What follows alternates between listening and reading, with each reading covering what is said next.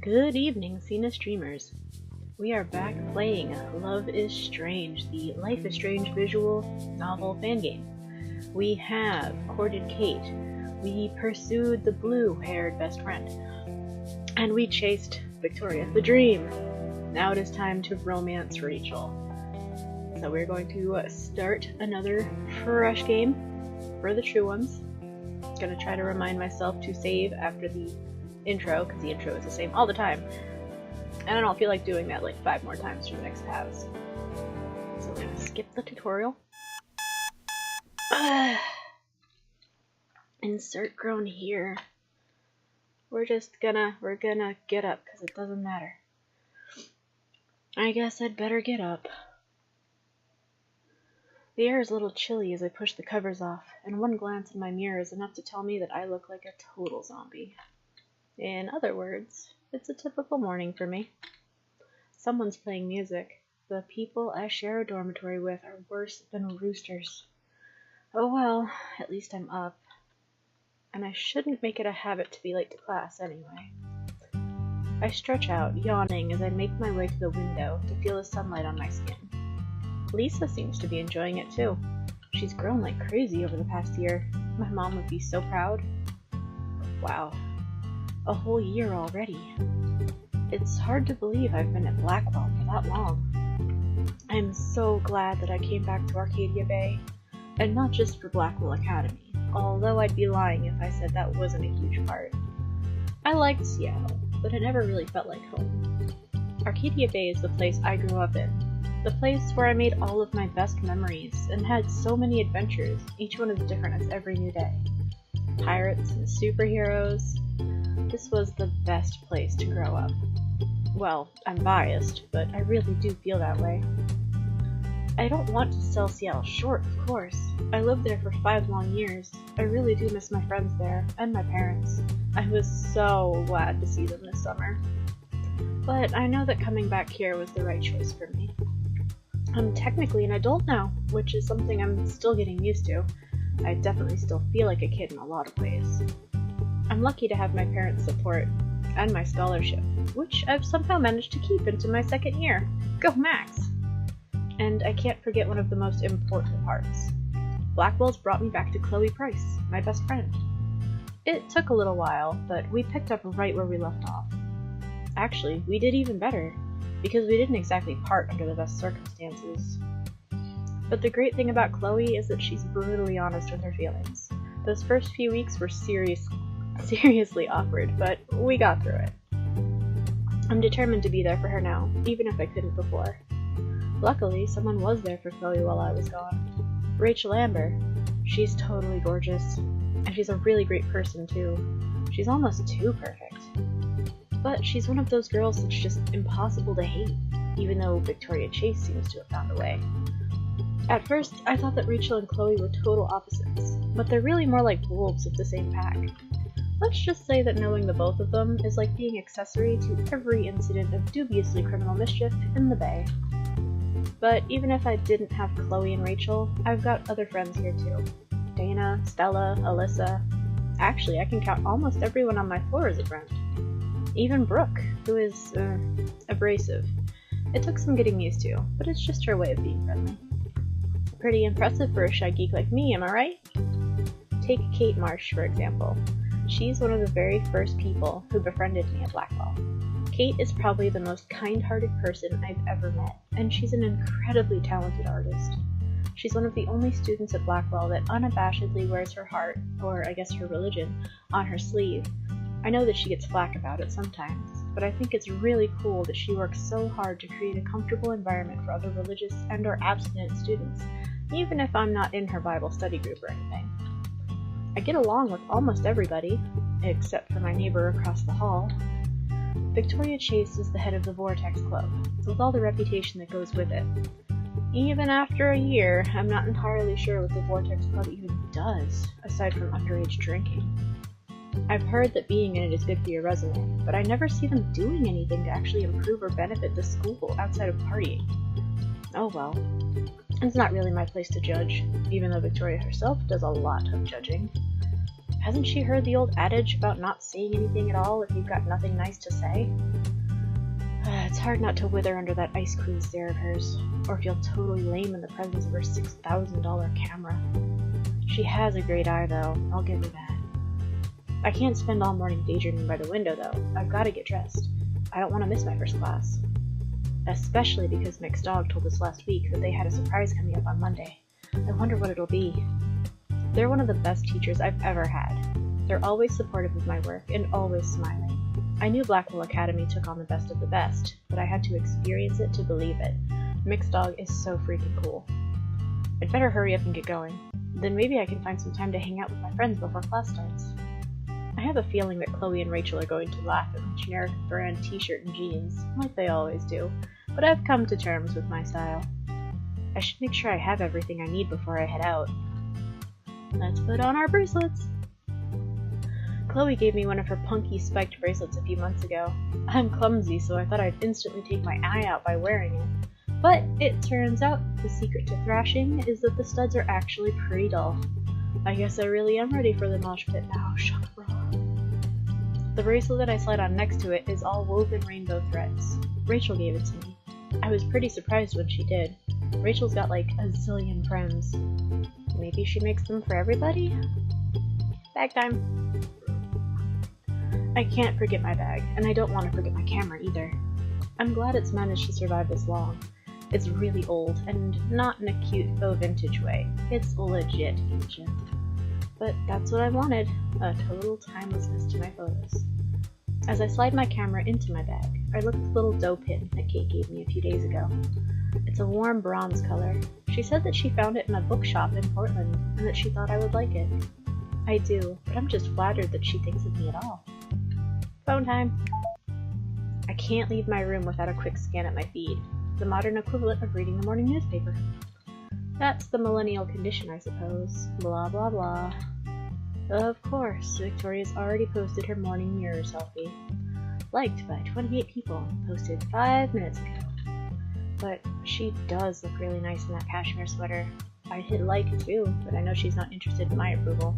She might never wear that sweater again if I did. Nerd cooties. I'm kidding, I think. I need to stop sinking to her level and being all judgy. I think I've got everything, but I have a feeling I'm forgetting something. Oh, my journal. I can't leave without it. I take it about everywhere. I guess it's a little old-fashioned of me, and I know that just getting a blog would be way more secure, but I'm used to writing in it every single day. Ah, there we go. All set.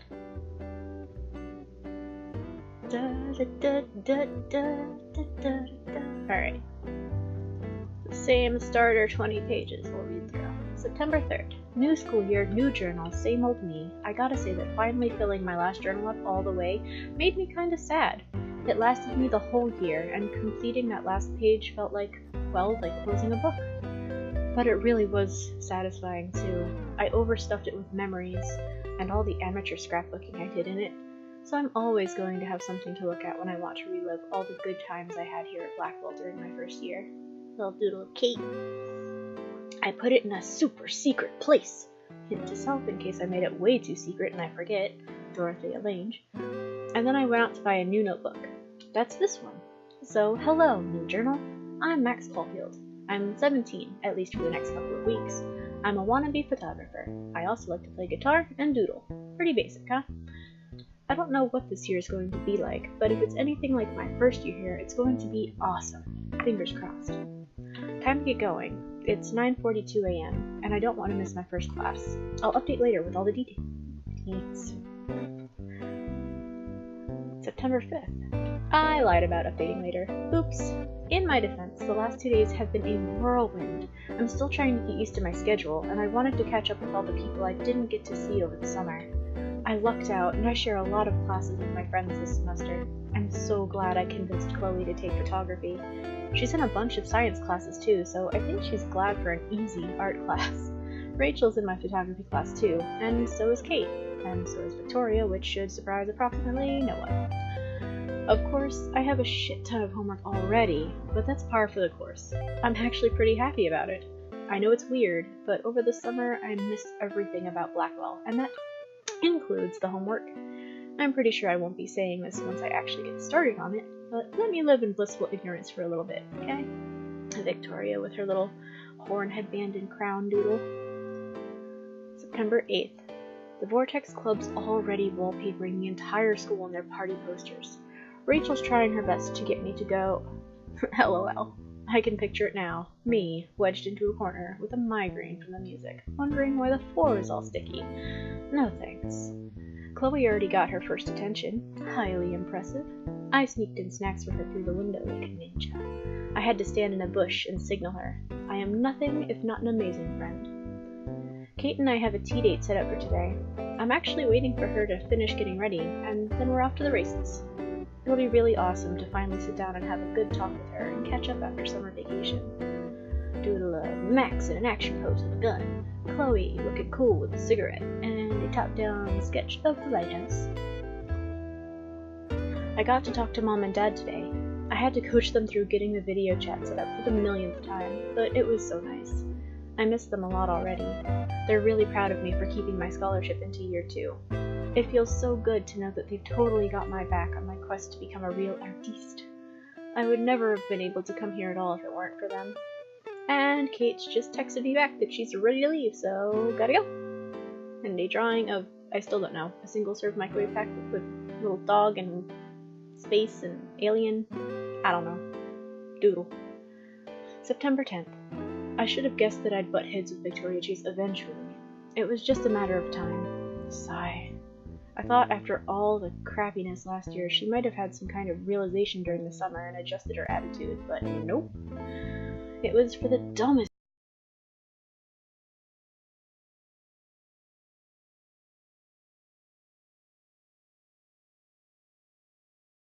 and that she saw me coming out of it today. No shit, because that's where we all keep our food. It's barely even a coincidence. I swear that she's just looking for reasons to bother me. Like she's just constantly dying to get on my case about something. She doesn't even care. For someone like her, bad press is still press, I suppose. I just have to keep being the bigger person about it. And she gets me so mad. Drawing of a dog going woof. September 14th. Rachel gave me a friendship bracelet today. I'm as surprised as you are. She and Chloe and I went, get this, bowling. It was us 3 and a bunch of old people there for their league game. But it was actually really fun. Chloe strikes the pins down like a wrecking ball. She and Rachel were neck and neck. Meanwhile, I became very acquainted with the gutter. But it's cool. It's not like I wanted to win anyway. Sob. We ate cheese fries the whole time, and then went for a walk. And then Chloe dropped Rachel and I off on campus before heading home. We went back to the dorms, and Rachel said she had something for me before giving me the bracelet. Little old me? You shouldn't have. For reals though, it was so unexpected. Rachel's so nice. The bracelet is a rainbow, and I'm wearing it right now, right next to the bracelet Chloe gave me at the end of last semester. And now I need to sleep off all of these cheese fries.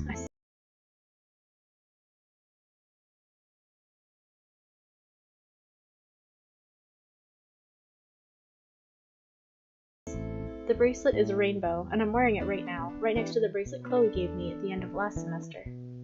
And now I need to sleep off all of these cheese fries. I feel like I'm about to explode.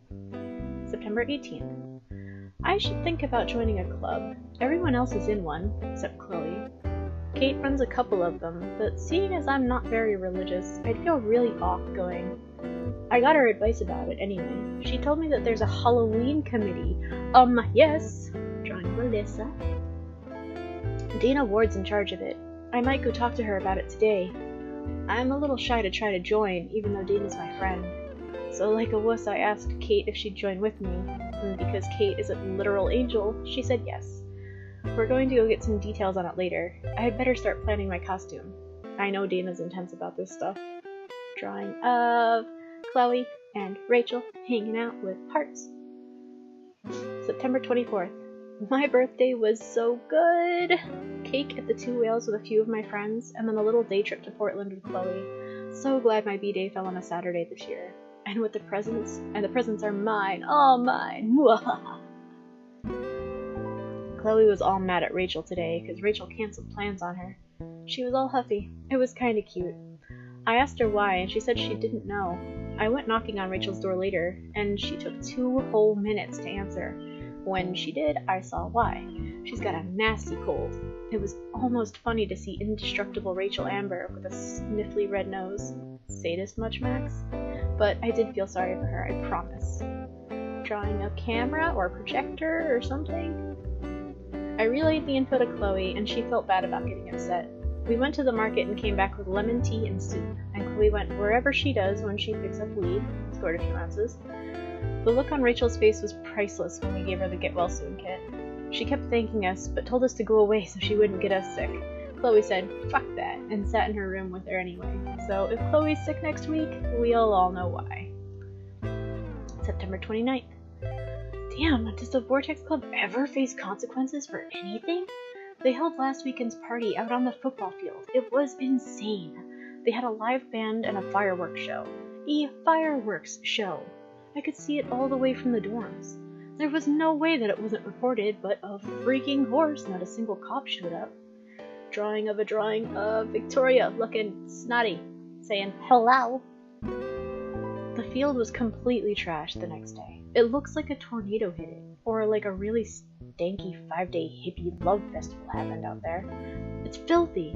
Gym classes have been cancelled, and the Bigfoots won't be able to play this week. If I were Principal Wells, I'd send Victoria Chase and her minions out there with trash bags to pick it all up, but he's not doing shit about it as usual. And of course she won't stop talking super loudly about how awesome and great the party was, or whatever. I think she makes sure I'm in earshot before she brings it up, as if I even care. But maybe I should thank her. I mean, I don't have to go to gym this week. There's a silver lining to everything, or in this case, gold. October 2nd. Kate's spending a lot of time in her room lately. I haven't been seeing her in the TV lounge very much, even though she's usually there for movie nights. I know she's Mixed Dog's assistant, and that her art course load is super heavy this semester. Homework has been really dragging me down, too. I should try to get her to take a break so that we can both do something fun and relaxing. October 4th. Kate said that she can't do anything with me this weekend, which was pretty disappointing, but I'll deal. Today in class, Mixed Dog told us that they've got a surprise lined up for us on Monday. Great, now I'm gonna spend all weekend dying to know what it is. Can't concentrate, thinking of surprise, hoping it's something super cool. I want to put my mad photo skills to work. Doodle of Kate with angel wings and a halo sitting at her desk. Alright, so that caught up there. As I head out into the hallway, I finally spot the source of the music. It's all coming from Dana's room. The door is wide open, like it usually is. This is definitely way too much bass for a Monday morning. I cross the hall, shaking my head. I knock on Kate's door, but there's no response. Maybe she's already headed to class. I'm a little sad I missed out on her usual morning violin playing. Not that I would have heard much of it over Dana's music. It doesn't surprise me that I can smell weed and hear the sound of a spray can drifting from the bathroom. Rachel and Chloe, up to no good, again. But I guess that's the company I keep. Victoria's usually got her door open or music playing like Dana, but it's quiet this morning. I guess she went to class early too. I've never seen her show up late to anything. Oh, the places you'll go, Max. Where to now? Let's go to the bathroom.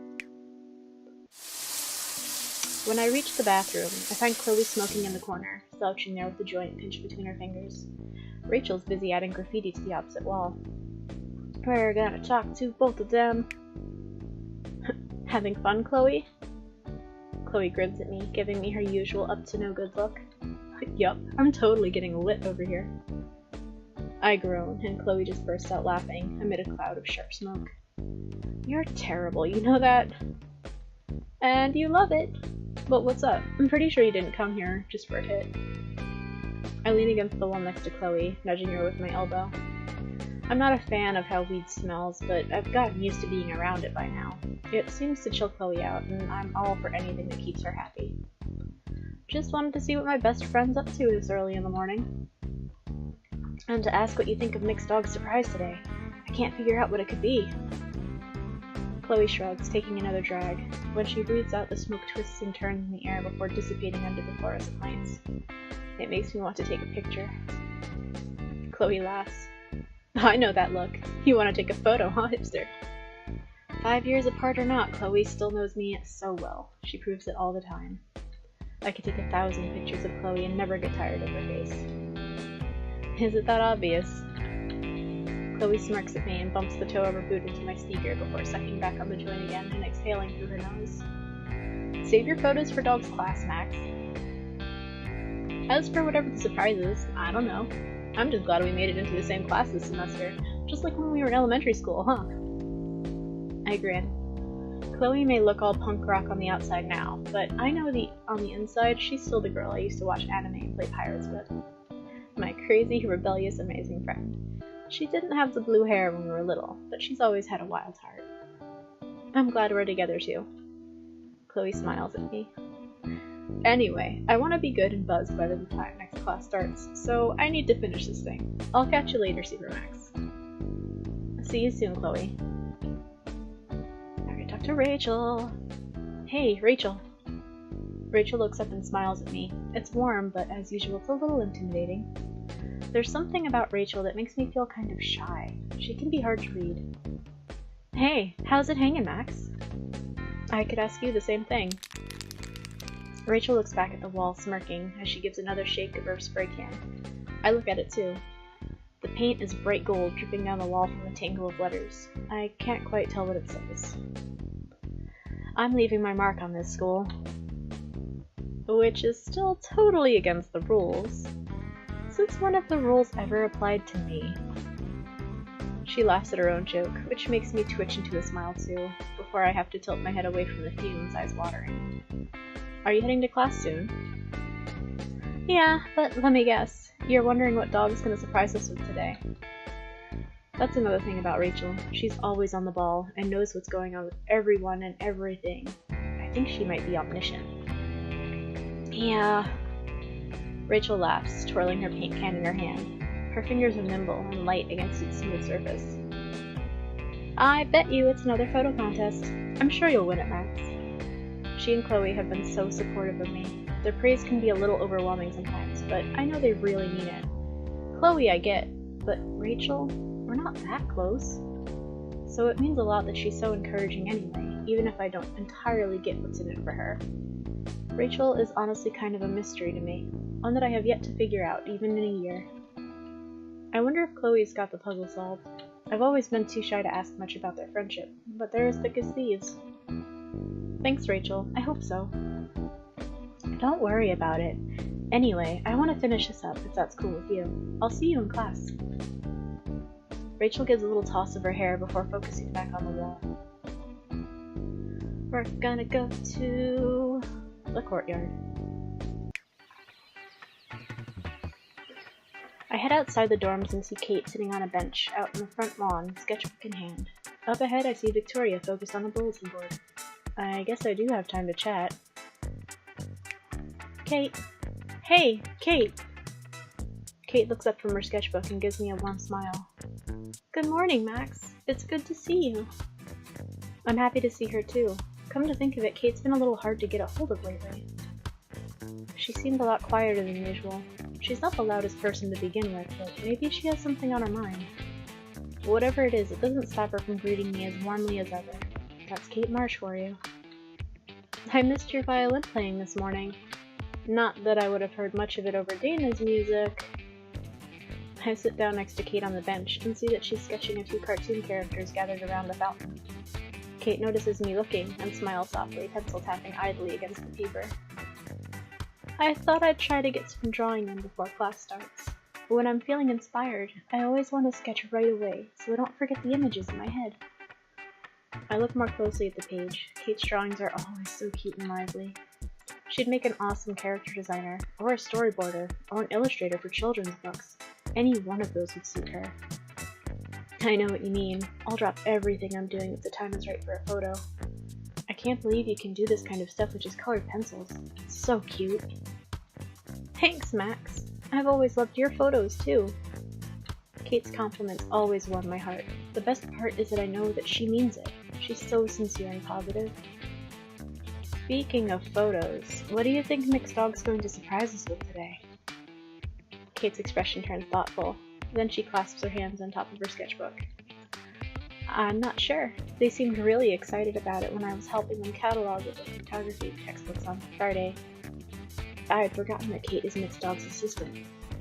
Did they mention anything about the surprise, other than being excited? Kate laughs and shrugs, and she seems to glow. The cross hanging from her neck catches the sunlight and flashes bright and golden. You're always so curious about the world, Max. A lot of people would say I'm nosy. Kate gives a little huff and continues drawing in her sketchbook, her pencil delicately tracing curves and lines. I think you just have a knack for adventure, like Gloria here. She's an amateur detective. Kate points to one of the characters in her drawing, a small figure peering into the fountain with huge, inquisitive eyes. A little cattail pokes out from under the character's long coat. Thanks, Kate. I'm glad you believe in me. I should get going, though. Kate nods. I wouldn't want you to miss Mixed Dog's surprise. I'll catch up soon. See you, Max. Victoria! Victoria looks so focused on the message board. She's got her arms crossed like she's annoyed by what she's reading, but I'm not sure what it is she's looking at. I scan my eyes over the board. There are flyers for club meetings, another plea about the cat pics tablet, some stuff about global warming, the average Blackwell marquee. I don't usually go out of my way to talk to Victoria, but she might be the only other person who takes photography class as seriously as I do. It might be good to scope out what she thinks about today's surprise. Hey, Victoria. Victoria turns around, and for a split second, I see surprise in her face before it's replaced with a stern look. What do you want, Max? Her tone isn't totally hostile today. Guess that's something, at least. Just wanted to say good morning, if that's okay. Victoria snorts and rolls her eyes. I wouldn't call it a good morning as long as you're around. Wait, seriously? I throw my hands up in defense, giving a huff of exasperation. I can't catch a break with Victoria, can I? Wow, nice burn. Let me go to the nurse and get myself an ice pack. Victoria crosses her arms with an impatient sigh and then gestures with her fingers. Really? What do you want? I glance back to the bulletin board and see a small flyer in the corner. It's an advertisement for a photography exhibition in Portland. I think I found what Victoria was looking at. Just wondering what you think Mixed Dog's got prepared for us today. You know, the surprise they mentioned last week? Victoria purses her lips and looks away for a second, before turning back to me. I heard a rumor that it's another photo contest, like last year. She sounds kind of tense about it. I suddenly remember how she'd placed second in the photo contest last year. She hadn't looked happy about it at all. I know she'd busted her ass on it. Even I have to admit that her submission was really good. I totally thought she'd win. I have a feeling she took losing a lot harder than she'd let on. If it is, good luck, Victoria. That definitely wasn't the response Victoria was expecting. Her eyes widen, her mouth dropping open for a split second before she recovers. She's not scowling at me anymore, at least. Yeah, you too, Max. Oh, I wasn't expecting that either. We stand there for another moment. Neither of us seems to know what to say. Awkward. Victoria makes an irritated sound, finally breaking the silence. Look, I've got to get back to figuring out my schedule for the week. Club meetings and shit. I'm pretty sure that wasn't what she was doing, but I'm not about to call her out on it. Yeah, of course. I'll see you in class. She turns back to the bulletin board. Well, that definitely could have gone a lot worse. As far as encounters with Victoria Chase go, that was practically painless. Okay. Once I enter the classroom, I head to the back and sit down in my usual seat. Contrary to what Chloe would have you believe, I don't sit back here to slack off like she does. I sit back here because it's centered right by where Mixed Dog usually lectures. Speaking of Chloe, I can see her sauntering in with Rachel. She grabs a couple of chairs and drags them noisily across the tiles so that she and Rachel can sit with me. Chloe looks like she's already prepared to nap all the way through class. Typical. Rachel, on the other hand, she's got top marks, even though she's more into being in photos, not taking them. She's already got her textbook open, and she's running a paint-stained finger down the page. Victoria walks in just a moment later, with Taylor at her side. She glances at me, and then immediately looks away when she catches me looking back. Her lips are pressed together in a hard line as Taylor chatters in her ear. I guess she's not in a gossipy mood today. Kate's seat is over by the window. She mouths hello to me as she takes her spot, organizing her books into a neat pile. Good morning, class! What a lovely Monday morning! There's a few grumbles here and there. Chloe's is the loudest. Mixed Dog ignores them all. As you know, I told you last week I'd have a big surprise coming today. Well, the day has come for me to announce the second annual Blackwell Photo Contest. I can feel butterflies literally explode in my stomach. Ugh. Next to me, Chloe and Rachel shoot me looks. Called it. Victoria stiffens in her seat and sits up a little straighter. Kate smiles, of course. She's as bright as the spot of sun she's sitting in. Now, this contest will be a little different from last year's. You'll have to pick a partner, because the contest's motif is the bonds between people. This doesn't mean you both have to be in the photo, although that's not against the rules. The photo can be of anything. Your bond will be expressed by working together. I want to see all kinds of photos represented. I encourage all of you to enter. At the end of the week, each pair will submit their photo. Of course, I'll be judging to pick the winner. As for the prize, the winner will have their photo displayed in the front entrance of the main building and a feature in the Blackwell totem. We only have until Friday? Shit. If I wind up entering, I'm gonna have to start thinking about it right away. Ugh, who am I kidding? Of course I'm going to enter. Mixed Dog turns to survey the class, hands on their hips. One thing you should keep in mind, be certain of who you choose for a partner, because you can't change once you've picked. You will both need to work together to create your photo. No cooperation, no entry. I'm starting to feel a little bit nervous about this whole thing. Sure, I've been taking photos for as long as I can remember, but I've never collaborated with someone else like this before.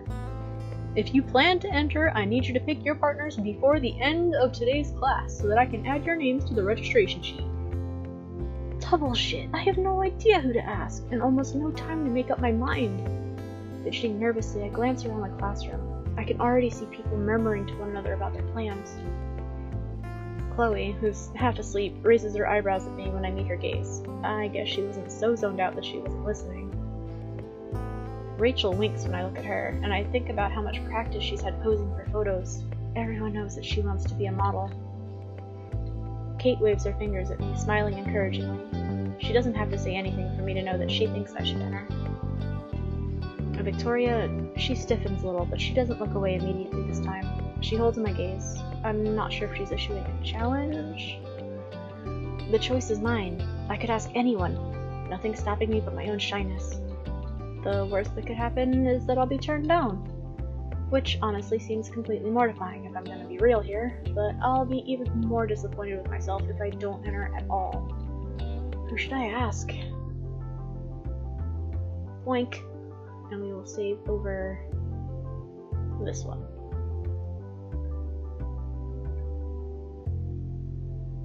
Oh, that's confusing.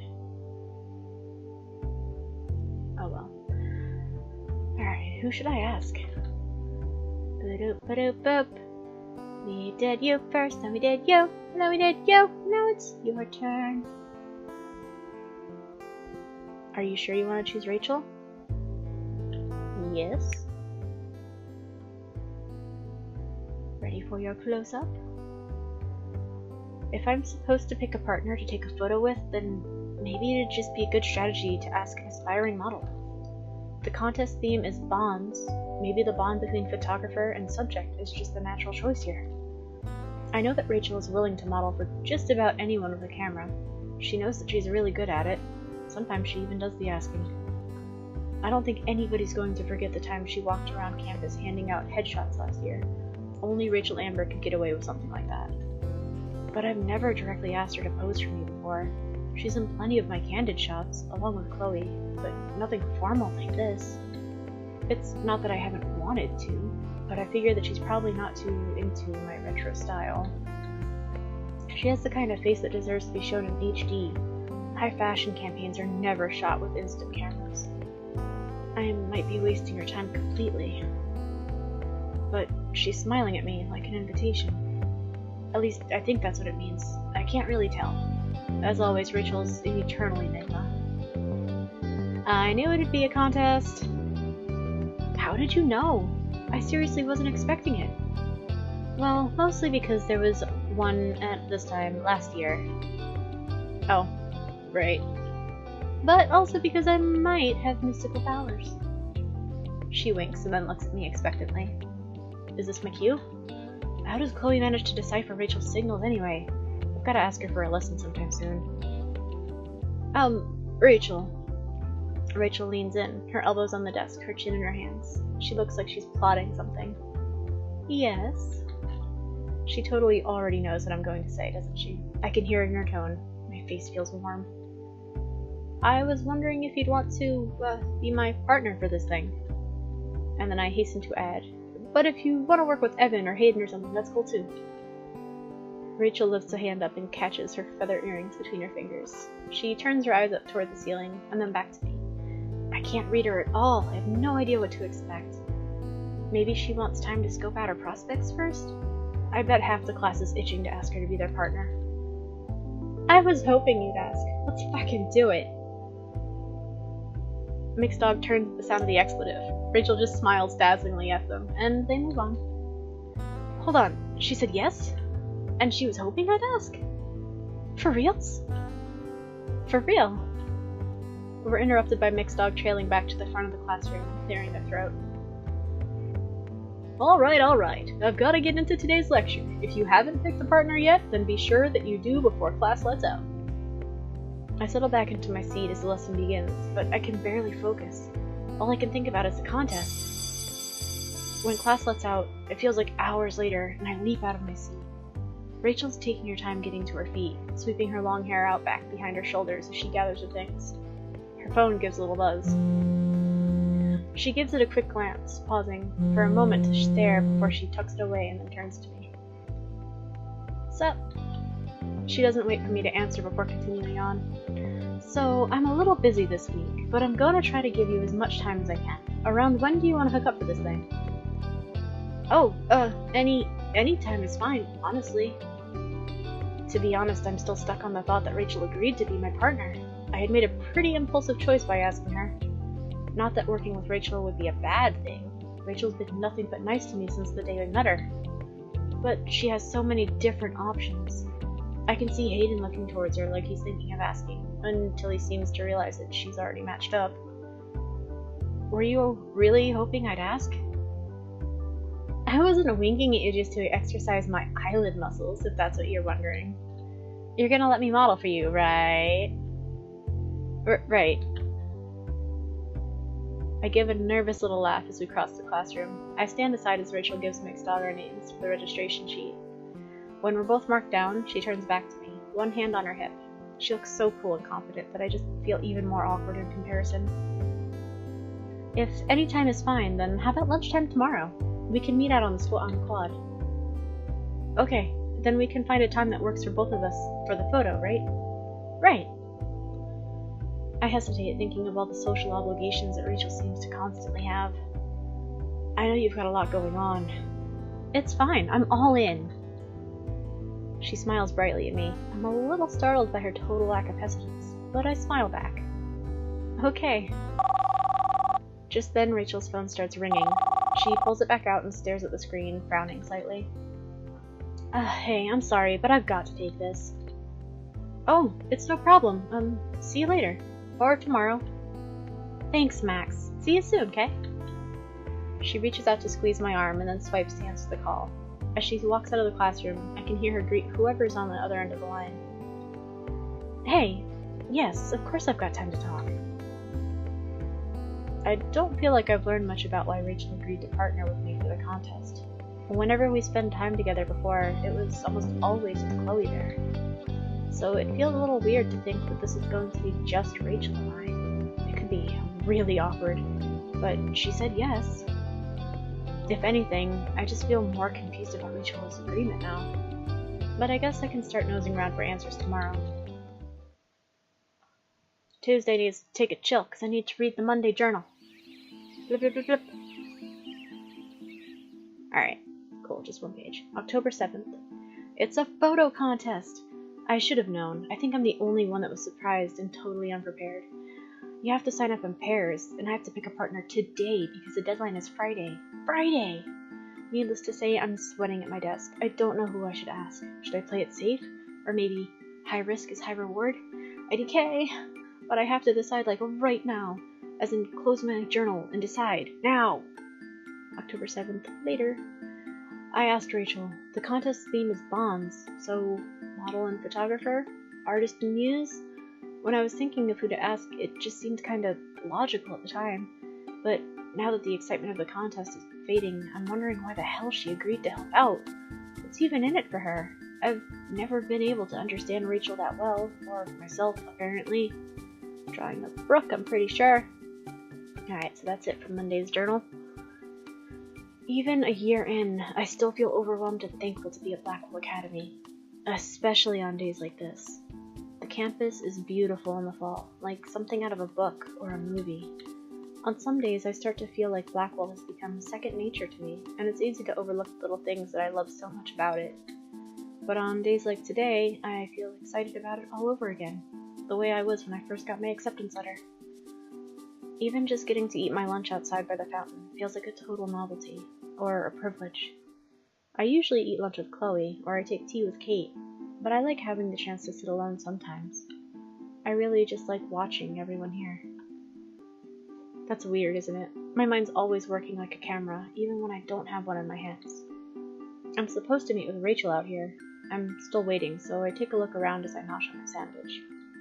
I love Blackwell's old brick buildings. They're especially pretty in the fall, when the leaves all turn the same shades of red and orange. That's probably why you can always find people sprawled all over the ground. Everyone looks so comfortable out here, lazing on the grass. I think my favorite part about the quad is that Blackwell's always rotating the art displays. There's something new in them every month. Sometimes it's student work, but sometimes they feature work by famous artists. Half of me hopes to eventually be able to see one of my photos in one of these displays, but the other half of me is saying, no way. I have to work on that. Confidence. My friends are always reassuring me, and I know that they wouldn't lie, but it's hard to be objective about your own work. You have to suffer for your art, right? I'm my own worst critic. Or maybe I'm feeling extra crispy sensitive because I'm so nervous about the contest. There's been butterflies in my stomach since yesterday. I can't believe I'm going to be working with Rachel on it. I could have asked anyone, but Rachel's the closest thing Blackwell has to a real deal model, and I've never worked with one before. Why did I even ask her? I'm so nervous. Rachel's had her photo taken by so many people at Blackwell, legit photographers like Evan. Then there's me and my instant camera. Rachel's so nice. I'd probably put her on the spot, so she felt obligated to say yes. Way to go, Max. Mystery solved. Yesterday it had seemed like the perfect plan, for all of 5 seconds before the doubt began trickling in. It hasn't moved since. Oh, hold on.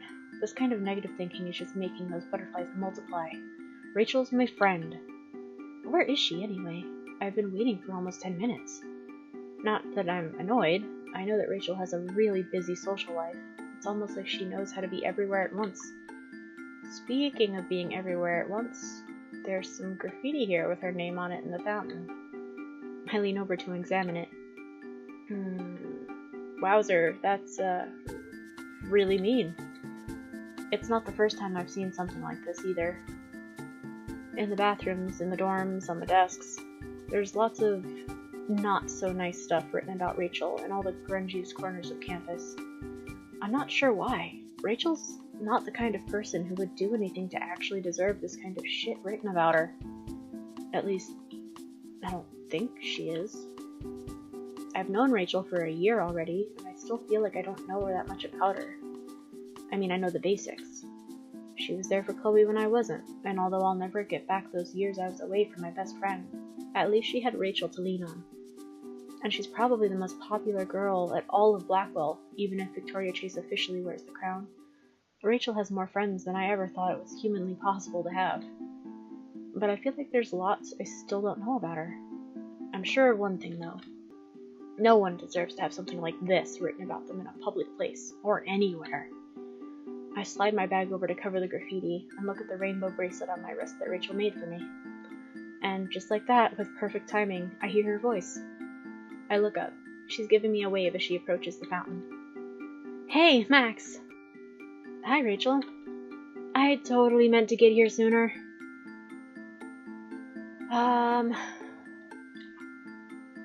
See, this is going to be a challenging one because we didn't actually get any personal interactions with Rachel in Life is Strange. There's no real former information to go on. So far we just know very much aspiring model, very, very confident, and was there for Chloe. That's like the core of it. Everybody's friend, but people hate her. Man. It's cool, sounds like a relaxed thing to do, understanding what took you. Sounds a little impatient, maybe bossy. What's up seems like a mix of the two. Like interested, but not bothered. We're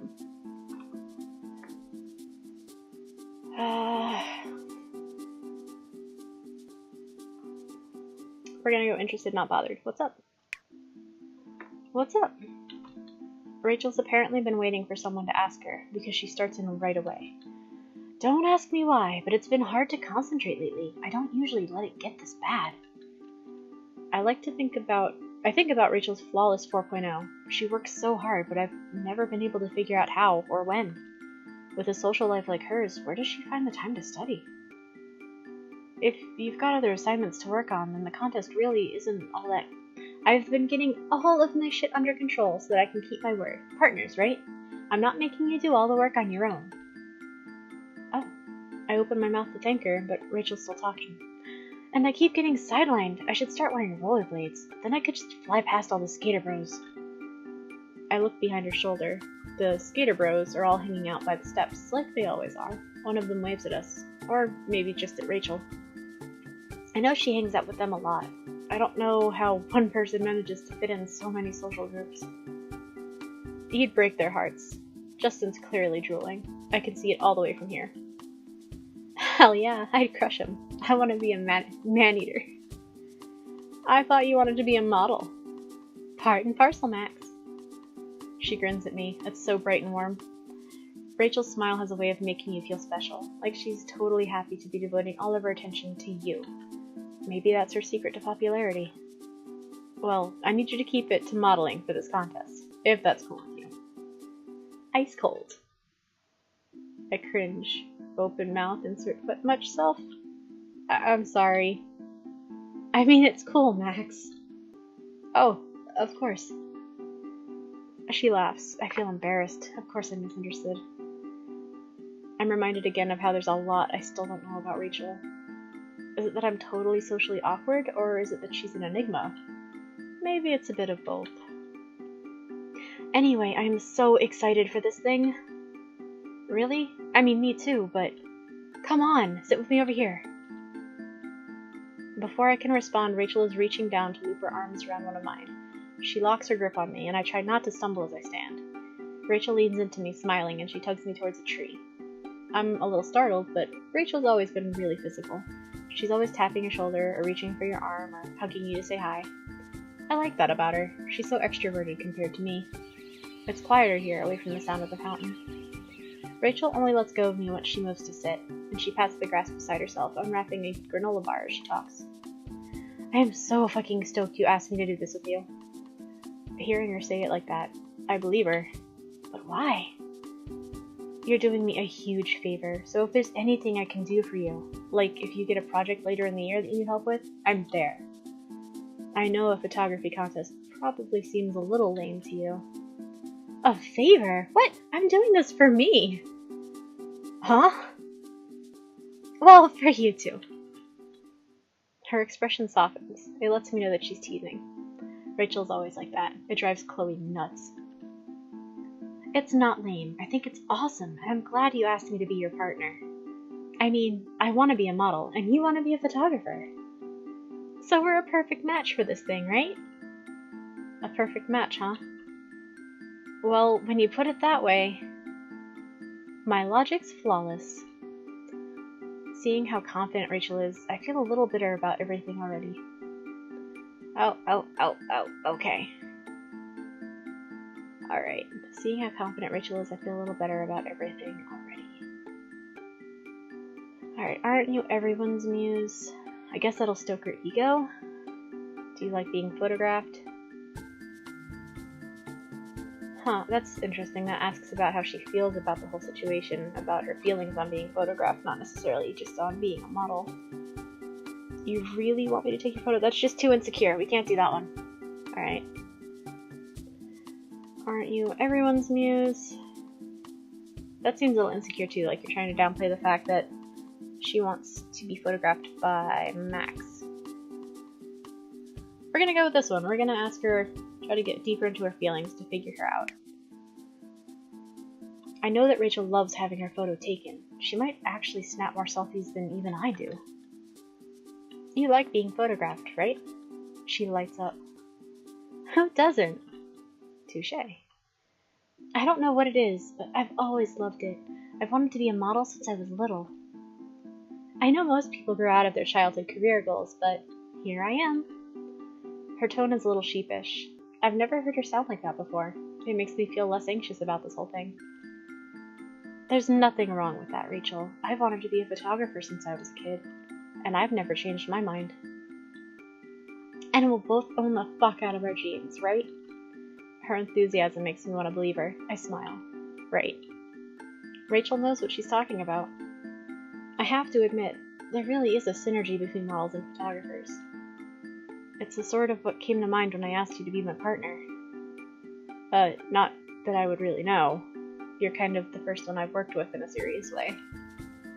Rachel's eyes light up. She leans in close like she's going to whisper instinctively. I do too. Synergy! That's the word! Her exclamation makes me jerk back. Rachel can be loud sometimes. She and Chloe are like a two-woman firing squad. We're an electric combo, Max. I can feel it. And we can really amp it up one-on-one. Let's raise the stakes on this contest. I laugh nervously. Rachel and I are so different. Really different. Can we synergize? I kinda need to figure out what the stakes even are before we do any raising. Rachel tilts her head to the side and reaches up to idly touch the feather earring that she's always wearing. I've never seen her without it. Then how about we scout out some locations? We can go right now. And ditch class? And a ditch class. Rachel's smile dares me to take her up on it. I know that if I were Chloe, I'd instantly drop everything and go. They're always skipping together. But I'm not Chloe. It's starting to fully hit me that I'm going to be spending plenty of time alone with Rachel this week. I don't know what to expect. And I have no idea what things are going to be like without Chloe around. Guess I'm going to find out. Skipping class makes me nervous. We could easily just go later. But Rachel looks so enthusiastic about the idea. We're gonna do it! We're gonna do it! I might regret this, but it's hard to say no to Rachel. Let's go now, before I change my mind. I guess I must look nervous about it because Rachel bursts out laughing. Okay, but don't look so nauseous. Madsen's not gonna pop out and arrest you. Probably. Oh, no. She winks at me, and then she stands and offers me a hand up. I take it. Her grip is really strong. I've got the perfect place. Before coming to Blackwell, I could count all of the times I'd ever skipped class on one hand.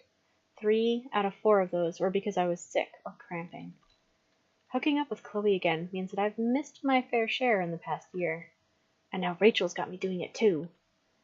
I know that she was teasing me, but I seriously expected Chloe's stepdad to materialize from thin air and start yelling at us. Instead, we just had a pretty uneventful trip to the bus stop. I guess I was paranoid for no reason, unless he's waiting to ambush us when we get back. But now that we're here, I already feel better. This was a good idea. The beach is an awesome place for photos. The light's always so beautiful out here by the water, and the scenery pretty much paints itself. And with a model like Rachel, it'll be hard not to take a good photo. It's perfect, right? Just like I said. Yeah, actually, I don't know why I hadn't thought of it. The beach is one of my fave places. I just love coming here and zoning out. Rachel mimes pinching something between her fingers. I get the picture. You and Chloe both. Rachel laughs. Don't worry, I didn't bring you here to watch me get stoned. I know. I look out towards the water. The ocean disappears into the horizon, stretching on forever. We could pretty much take the photo anywhere here. Yeah, that's the best part. Anything here would make for a killer backdrop. Rachel spreads her arms to it all. She's totally right. Even in October, the beach here has a certain warmth to it. It's so free and open. Kind of like Rachel, really. I watch as she kicks off her shoes and ditches both of them and her backpack by the rocks. She looks so happy out here kicking at the sand, and it's hard not to be caught up in her good mood. Hey, come on! I've already checked for broken glass with my feet. Rachel's got her hands on her hips, looking expectant. I hesitate before kneeling to untie my sneakers. That broken glass joke is not funny. I know that the beach is a favorite spot for vortex-style boozing, and to be honest, I've seen some pretty shady-looking people hanging around here in the past. That's why I checked for it first. Rachel starts laughing at herself. It's infectious. You probably shouldn't use your feet next time. If I don't live on the edge, then who will? With that kind of attitude, you will literally be living on the edge of broken glass. Shit happens. You'll never be able to walk a runway. I'm too short for the runway, so whatevs. You're making a pretty big effort here to justify stepping on broken bottles. I'm just saying that if it happens... Rachel's laughter dissolves into snorting. It's really cute. I've never heard her snort before. You'll have print work either way. That's the goal. Rachel's picking her way along the sand, and after rolling my jeans up to my knees, I join her. She seems so comfortable here, but I know that what she really wants is to make it big in Hollywood. She's never shied away from telling everyone about her dreams. She really does exemplify Blackwell. She'll probably be a famous alumni one day. Maybe that's why Rachel loves the beach so much. Maybe it helps her pretend that she's in California instead of Oregon.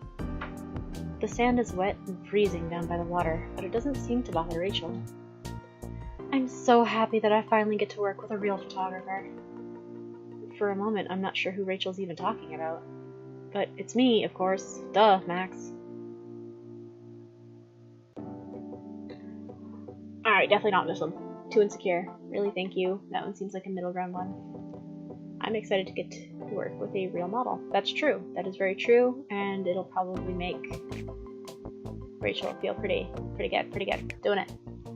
I'm the one that's excited. I get to work with a real model. Rachel looks really pleased. She reaches up to play with her earring. I'm just an amateur hoping to play the pro game. She sounds so modest about it. You will. I'll have the biggest bragging rights to say I took your pics before you were famous.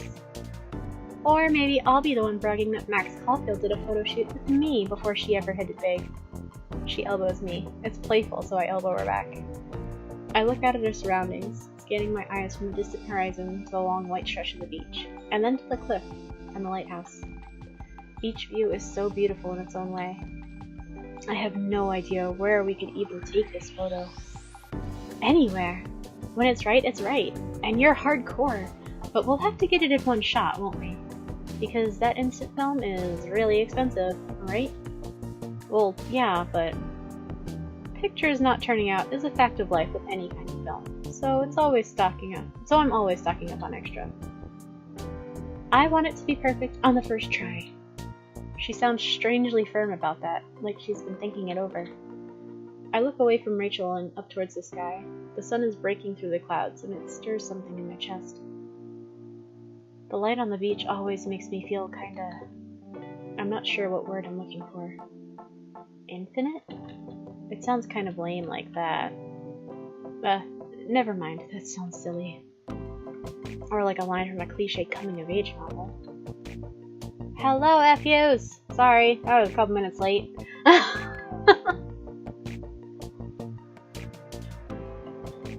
No, it doesn't. I feel the exact same way. Rachel's looking up at the sun too.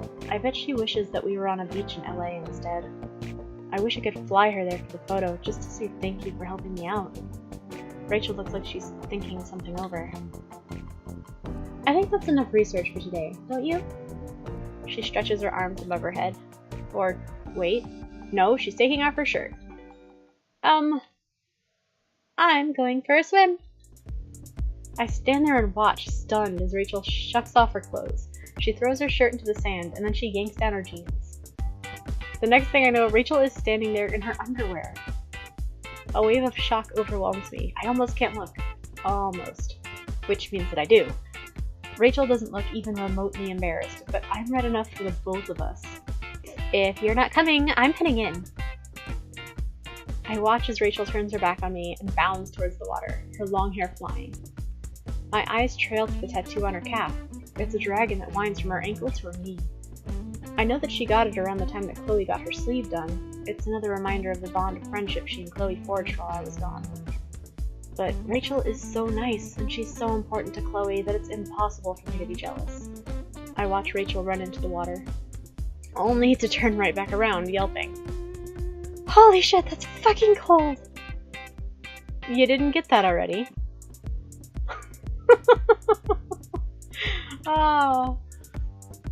Okay, bad idea. Yeah, obviously, but let's not be an asshole about it. Do you want my hoodie? Here's your clothes. I don't know. I don't know. That was such a bad idea. I feel like that could be joked about, but it's also kind of rude. She just got kind of doused in freezing water from a bad decision. Do you want my hoodie? I mean, she's wet. I guess the hoodie. I mean, here's one of these two. Hoodie or clothes? Let's offer the hoodie. Let's step it up. I pull my hoodie off and I hold it out for her as she approaches. Now I'm cold too, but at least I'm not soaked like she is. Put this on, Rachel. Rachel looks startled, but she beams at me, even though she's shivering from her head to her toes. No, put it back on. If someone has to get sick, it should be just one of us, not two. Are you sure? 100%. Thanks though, Max, seriously. She reaches out and squeezes my forearm with one wet hand, and then she starts getting dressed again as fast as possible. 5 minutes later, Rachel stops shivering. I'm not going to do that again. Not until summer, anyway. The ocean's still pretty cold here in the summer. Rachel doesn't respond. She just heaves a huge sigh. Yeah, I know. Wishful thinking. It looks like that's not the only thing that's bothering her. Hey, Max. Yeah? Rachel sits down on the sand. I join her. She pulls her knees up to her chest and rests her arms on them. I haven't told anyone this yet, but I've been scouted by an agency in LA. I'm surprised, not because Rachel's been scouted, but because she's kept it to herself. That seems like the kind of news she'd want to share with everybody. It's a pretty huge deal to be approached by a modeling agent.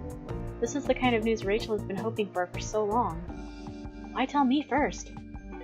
I'm still wondering why even as she goes on, talking without taking a breath. I'm going to have to move, pack all my shit up, and get out of here. Maybe even as soon as the end of the semester. They say they want to get started ASAP, and that they could get me bookings tomorrow if I were already there. You know I'm from Long Beach, right? In a way, it'll be like going home. It'll definitely put law school on hold. But at least it's finally happened, and now I can tell everyone who said it wouldn't to suck it. That's amazing, Rachel. Isn't it? Rachel's smiling, but it's hard to tell what she's thinking. Oh no! Okay, everyone here loves you so much. Yes, obviously. You're bigger than Arcadia Bay. I guess that would encourage her whole modeling thing, ego stoking. Like that's support. They're both supportive of her, but this one's like encouraging her to go, and this one's encouraging her to stay.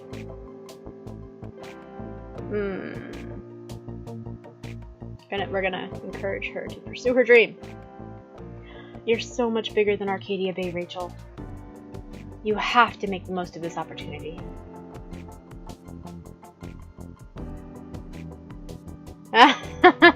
Yeah, a lot of people are like, oh my god, California, and I'm just like, nope.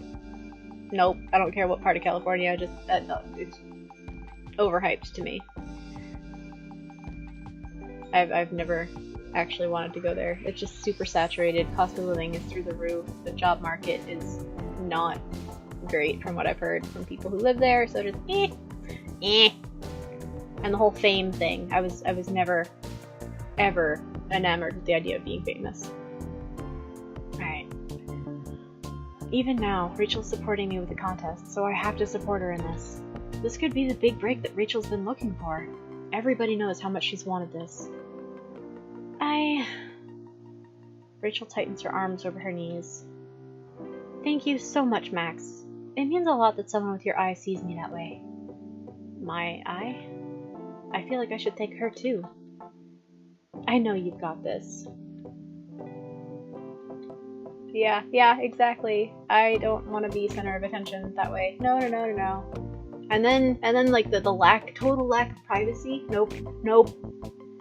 I am a horrendous introvert. That is, no. Fame plus introversion is not a good mix. I know you've got this.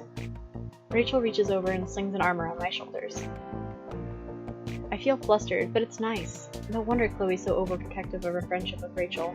Rachel's so warm. We sit like that for a little while, watching the water slosh up onto the shore. It's starting to get colder as the afternoon begins to wane. Rachel seems to be thinking the same thing, because she starts putting her shoes back on. We should get back to Blackwell before we both freeze. Yeah, we both need to be in top shape if we want to get a good photo later this week. At least you need to be. Great photos don't happen without their photographers, Max. You're right. Of course you are. Rachel just smiles at me. We gather our things and head back towards the bus stop. Once we're back at school, Rachel and I split up. There's still time for me to catch my last class of the day, so after I bid her goodbye, I set off running. I can still feel tons of sand in my shoes.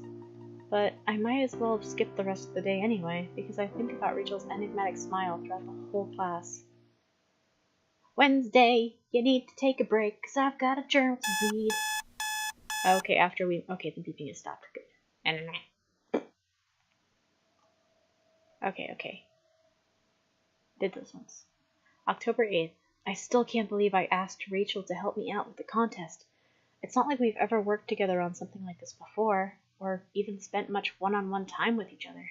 She's probably had a lot of photos taken before by people way more talented than me. It's mixed dog saying, work hard! And I was totally awkward at first as I started to realize how weird it was to not have Chloe around and in between Rachel and I. But she seemed genuinely excited about everything. So I began to feel a little better about it. She said that since I'm a photographer and she's a model, we're an electric combo. Is it that easy? I doubt it, but I appreciate what she means. I have no idea how to tell her that I don't really know what I'm doing. Later that day, Rachel was full of ideas about where we should go to take our contest photo. I should have known that she'd have some photo shoot locales already in mind. We went to go scope it out today. So we skipped class, because I was feeling daring. She wound up taking me to the beach, which was an awesome choice. Why didn't I just come up with that? Rachel looks so natural on the beach. She really belongs somewhere warm and sunny and sandy, like Los Angeles. So after Rachel checked for broken glass with her feet, really, and went almost skinny dipping, really, she shared a bit of a shocker with me. Apparently, Rachel's been scouted by an agency in LA. Awesome news, right? I'm happy for her, but she said she hasn't told anyone else yet. I don't know why. We caught the bus to get back to school on time to catch our last classes of the day, and now I've got a lot to think about. Weird scrapbook drawing of a face, saying, focus crime, focus crime, I guess? I don't know. I've never been able to read that properly. Okay, so that's the end of Tuesday. On to Wednesday. If only I could reverse time. I'd love to have just another hour of sleep. But I've got to face the day. I reach over and shut my alarm off. I'm pretty sure I dreamed about the ocean last night. I'm glad that Rachel suggested it for the contest photo. Oh, it's focused on me? Yeah, okay. That makes a lot more sense. Where the hell did I think there was a T in there? Hold on. Focus. Oh, yeah. Oh, I thought it was crime. Because this line going through. Okay, focus on me. Okay, you were totally right. I'm glad that Rachel suggested it for the contest photo, but I can still hear the waves rushing in my ears. It's making me sleepy all over again. But I have to get going now. I climb out of bed and grab my shower supplies. It's hard to beat the rush of the stalls on some mornings, but I luck out. It always sucks to have to wait to shower when you're grouchy and hungry. By the time I head back to my room to get dressed for the day, I've got time to spare. I use it to review my homework, and to greet my roommates, of course. Good morning, Lisa. Good morning, Captain. In my defense, I've heard that talking to plants helps them grow, and I've talked to my teddy bear since I was little, so that's not about to change. Oh, I've got a message. I grabbed my phone off my bed to check it. I don't have that. I'm usually pretty good about deciphering handwriting anyway, but my handwriting is pretty good. Pretty darn good. Most people were always jealous of my handwriting, all throughout school. It was pretty funny. Even when I write with my non-dominant hand, it's mostly legible. True story. Hey, Max. Hi, what's up? Heading DT. You wanna come? DT? Downtown. I want new makeup for the photo shoot, and it would be nice to discuss said photo shoot some more. Agreed. I can meet you in a couple of hours. I have a free period then. Just skip it. Oh my god, first grade. You're not alone. That's true for a lot of people. A lot of people.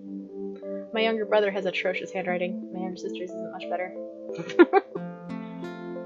No skipping. Chill, I got you. You're inspiring me to get my ass to class too. So this ass is going to class. Along with the rest of your body too, right? Max, you know I am the whole package. 2 hours. See you then. It looks like I'll be meeting up with Rachel again today. She really does care about this contest. Oh, cool. I like it as long. Oh man. Legible cursive is so nice. Mine, I have a shorthand that's like a mixture of cursive and print, and it can get pretty sloppy. That's the sloppiest handwriting I've got. But if I'm actually doing cursive or print, both of them are pretty tight. I'm glad she asked me to meet up with her. Hanging out with her yesterday was really fun. But for now, I'd better get going if I want to keep my day on track. Class this morning isn't exactly thrilling. It's so hard to concentrate on lectures with the contest distracting me. As soon as the bell rings, I head right to the bus stop. The schedule is a little confusing, but I make my way downtown right on time. I find Rachel right outside of the makeup and jewelry store she'd asked me to meet in front of. Hey, Max! I hope you weren't waiting long. I did make you wait on me yesterday, so fair is fair. Rachel throws her arms around me in greeting, gathering me in a hug. It's not the first time Rachel's hugged me. She gives them out to just about everyone, as if she runs some kind of affection charity. But it's really nice anyway. I put my arms around her and squeeze her loosely back before we let go. I was just doing some window shopping. I wouldn't have minded if you waited inside. It's all good. Come on. I follow Rachel into the shop. I've definitely never been here before. I mean, I wear makeup, but it's usually the drugstore kind. It's not the best stuff, but it works for me. The store has a lot of glittering display cases, and everything's lit with such an intense white light that I almost feel like we're in a photo studio. I pass by one of the mirrors, stop, and shudder. Are my freckles seriously that dark and noticeable? Rachel laughs. You mean, are they seriously that adorable? I'm pretty sure that's the light's a confidence trick. You know, you see how huge your pores look here, and it convinces you that you really do need to buy makeup. The answer is yes, by the way, to the adorable thing. Thanks. I'm so bad at taking compliments, and Rachel tosses them out so casually. How did Chloe ever deal with this for the years that I was gone? Rachel really knows how to weave a spell. Now, let's see. What are you looking for? Oh, well, I don't know. Rachel seems distracted as I follow her through the aisles. She doesn't know? But she met with me here because she wanted new makeup for the shoot, right? I watch as Rachel picks up little bottles and tubes and examines labels, only to put each one back. I know that Rachel is a vegetarian. Maybe she's worried about the ingredients? It's only when I pick up a bottle of concealer that she's put down that I realize what she's been looking at. It's not the ingredients, it's the prices. Something clicks into place. Is Rachel worried about money? But if I just say that, it might sound rude. Rachel seems distracted. Should we go somewhere cheaper? You seem distracted. This stuff is way over. Yeah, just make it about the products, not about her budget.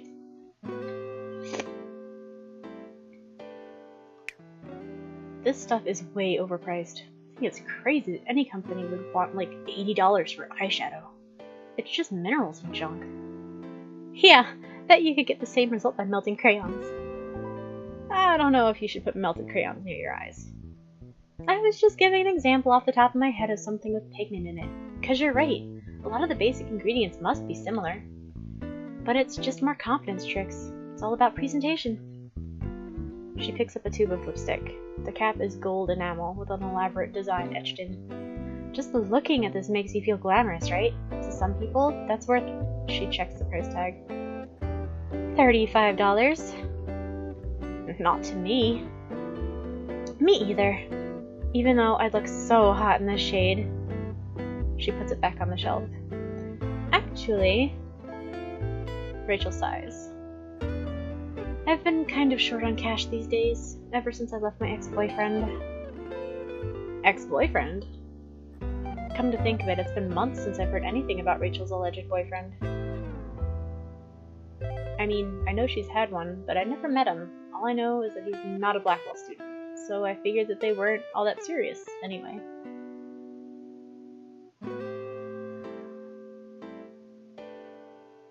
Oh, I had a weird, when I went to school learning writing and stuff, I jumped between different counties, so the schooling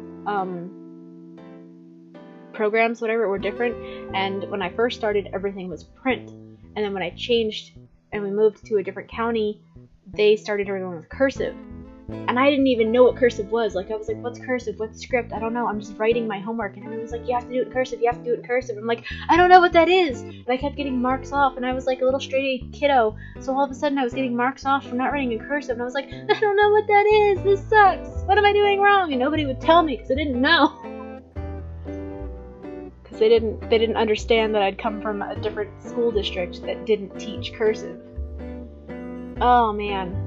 But what happened to me in 5th grade is my teacher in that grade got really fed up with how terrible half the class's handwriting was. So she actually implemented print and cursive handwriting practice sheets into a 5th grade curriculum to improve everybody's handwriting. Everybody's. Even the people who had good handwriting. Everybody did these exercises. And I still to this day can like almost perfectly replicate all the different forms from those sheets.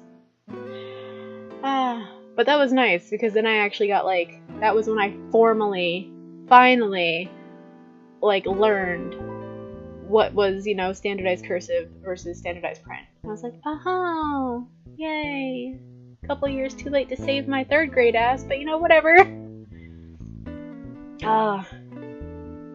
But yeah, a lot of people who have shorthand, it becomes kind of cursive just because you tend not to take the pen up off the paper, so it just links all together. Alright. Not like it's any of my business. We split like, Rachel scrunches up her face in thought. It's been almost 6 months. Damn, time flies. I had no idea you guys were even steady. Rachel snorts. Steady? That term is so fucking cute and outdated. Maybe I should feel embarrassed, but Rachel's smiling, so I smile too. I've heard that I'm kind of stuck in the retro zone. It's your selling point. You should overdo the shit out of it. I'm not exactly looking to market myself. You have to start thinking that way if you want to be famous, Max. I always am. Like, when I hit it big, I'm never gonna have to worry about money again. Rachel Amber is a brand, huh? That's how it works, and I won't need some dude to rely on. I can't say that I can relate to any of what she's saying. I've never had a boyfriend, or a girlfriend. And even though I do want to be known one day, I've never thought that far into the future. Rachel's already worried about all of those things. In a lot of ways, she seems much older than 19. How does she deal with it all? I'm gonna go pay for this concealer. I hope it makes me 3 times as hot for this price. She gives me a wink and then heads towards the cash register. I watch her go, lingering behind. Rachel's obviously got a ton of her own things to deal with, but she's still working with me on this contest. The least I owe her some kind of thank you. I take a look around the shop. I can't afford these expensive makeup brands, but there are other things here too. I decide to pick up something for Rachel. I'm not sure if I really know what she'll like, but it's worth a shot. Alright, ooh. She wears feather earrings all the time. However, they seem to be significant, so getting her a second pair will be weird, because the ones that she wears has some kind of value to her. That's why she's always, like, touching them. A hemp necklace. And the lavender oil. Max mentioned her being a vegetarian, possibly morally invested in vegan and stuff products. Hemp because she smokes weed, and hemp is a related product. Lavender oil, though. That would be for, like, massages. The necklace is an accessory, though, and she's a model, so that seems like the best bet. Lavender oil wouldn't really figure into anything aside from the slight vegetarian bit. Only wrong.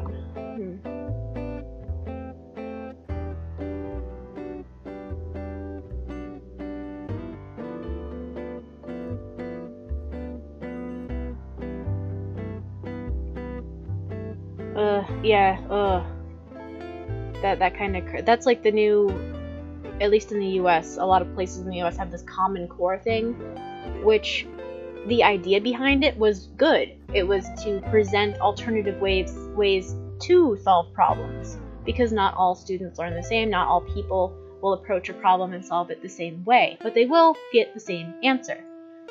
In which case, it shouldn't matter which method people use if they can get to the solution. That was the idea, was to encourage people to be able to learn and use a variety of methods and, let them stick with what worked best for them. What actually happened, though, is that instead of that second part, letting them use what actually works for them, they're forcing everyone to use specific methods that don't work for them. And it's just creating this horrible confusion and making things overly complicated. Like, one of the ways that they teach, like, 18 plus 7 now is they tell you to take 18, and then they tell you to break 7 down into 5 and then another 5. Like, okay, to get that 5 and the other 5, you have to add 3. So now you have 18, and then 5 and 5 is 10, so now you have 28. But you remember that 3 that you added? Now take it away. And it's like, that's 2 extra steps. That's too many steps. If you really have to break it down 18 plus 7, break the 7 down into a 5 and a 2. Do the 18 and the 2, that makes 20. Then add the 5, 25. Life is good. You don't need to do that extra add, subtract thing. No. But they make them do that, and it's just ridiculous. I've had to watch both my younger brother and sister go through it, and it's just, like, I wanted to facepalm into 7 different tables trying to help them with some of that stuff. Alright, necklace. Should I give her a hemp necklace? Yes, because it is sensitive to the fact that she's a vegetarian, and it's also an accessory for her modeling, so it's double useful and practical and good. And she's already got the feather earrings, so that was out of the question, and I don't understand why the oil was even an option, really. So, yes. Alright, this necklace reminds me a little of the bracelet Rachel's always wearing. The rough rope definitely isn't my style, but the bright red glass beads woven into it are really eye-catching. I hope she'll like it. Rachel's waiting by the door, so she doesn't see me paying. Ready to go. Let's get the hell out of here. The lighting's making me wither like a vampire. Vampires wish they looked like you. Would you let me feed on you? Oh, why did I say that? I'm so not good at playing these kinds of teasing games. Yeah, I mean, but doesn't that break your vegetarian rule? It's not like I'd be eating you. Please don't. You sure about that? I'm sure. Rachel laughs. We head out of the shop together and back into the cool October sun. Actually, I got something for you. Rachel's mouth twists into either surprise or amusement. No way. Yeah, way. I just wanted to, I feel pretty lame about this all of a sudden. I wanted to say thanks for your help with all this. Even if we don't win the contest, I know we're going to come out of it with a great photo. Thanks to you. Do you spoil Chloe with compliments like this too? You know Chloe. She loves a good ego stoking. Rachel gives a little puff of laughter. So do I. So what did you get me, you sneak? Well, I couldn't help but notice that you're into this kind of jewelry. Maybe?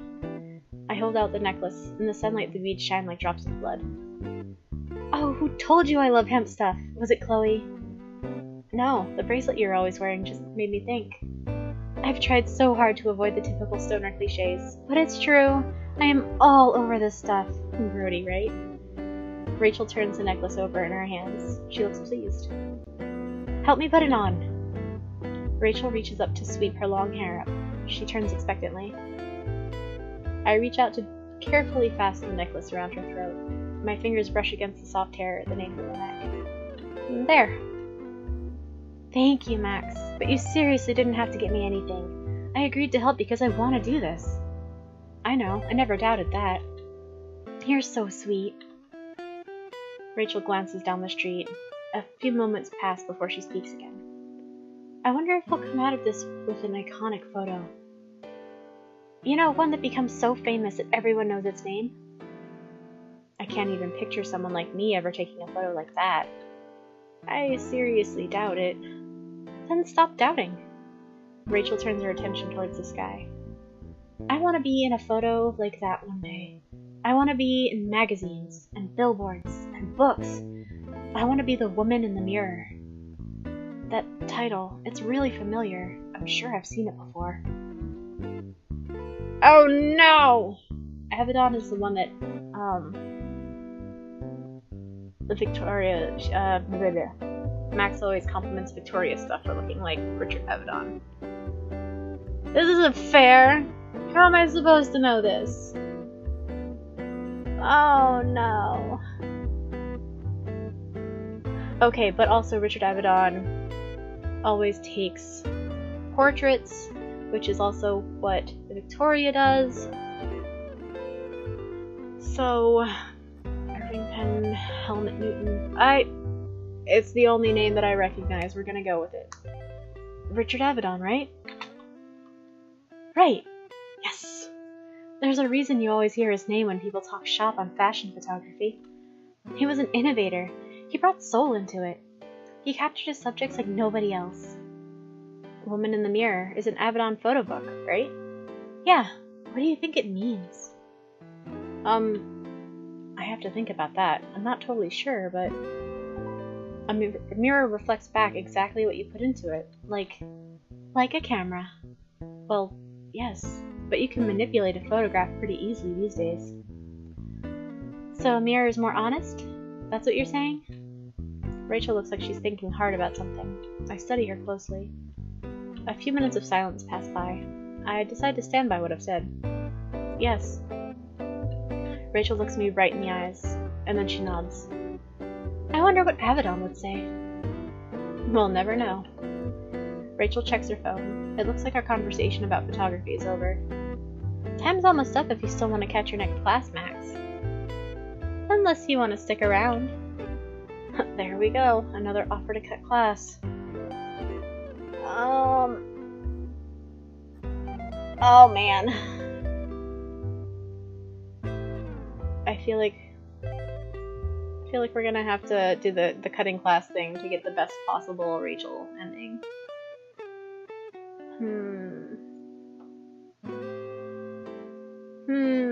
Yeah. I never really get to come down here. So, let's make the most of it, I guess. Really? Chloe would get such a kick out of you ditching to stroll around here. This isn't exactly her scene, is it? No, but it's totally ours. Let's go. Alright, still Wednesday. Rachel seems to be really happy that I'm staying around to ditch class with her. I really hope this isn't the start of a bad habit. Am I going to wind up making it to any of my classes this week? But she's so enthused that it's hard for me not to feel the same way. Rachel reaches for my hand and uses it to tug me along as we walk. I love being down here. Sometimes being at Blackwell makes me feel like I'm constantly in front of a camera. Because of the weird new surveillance plan? No, well, I mean yes, but also no. I mean it feels like I'm always on stage, like I always have to be on. You know what I mean? I get that. You make it look so easy.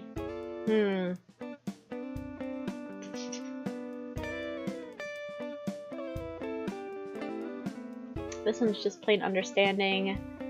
This one, I guess, makes it a little I get that. You know what I mean? I get that. I get that. If it's not one drama, it's another. Sometimes I just want to hide in my room all day. Or pack all of my bags and get on the first bus to anywhere without ever telling anyone. You wouldn't really do that, would you? Well, no, I couldn't.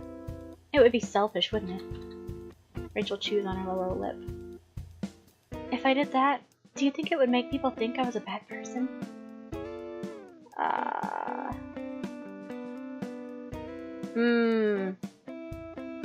I'm gonna be honest on that one, I'm not sure. I don't know. But if people think that way, that's on them. It has nothing to do with you. I never knew you were a philosopher, Max.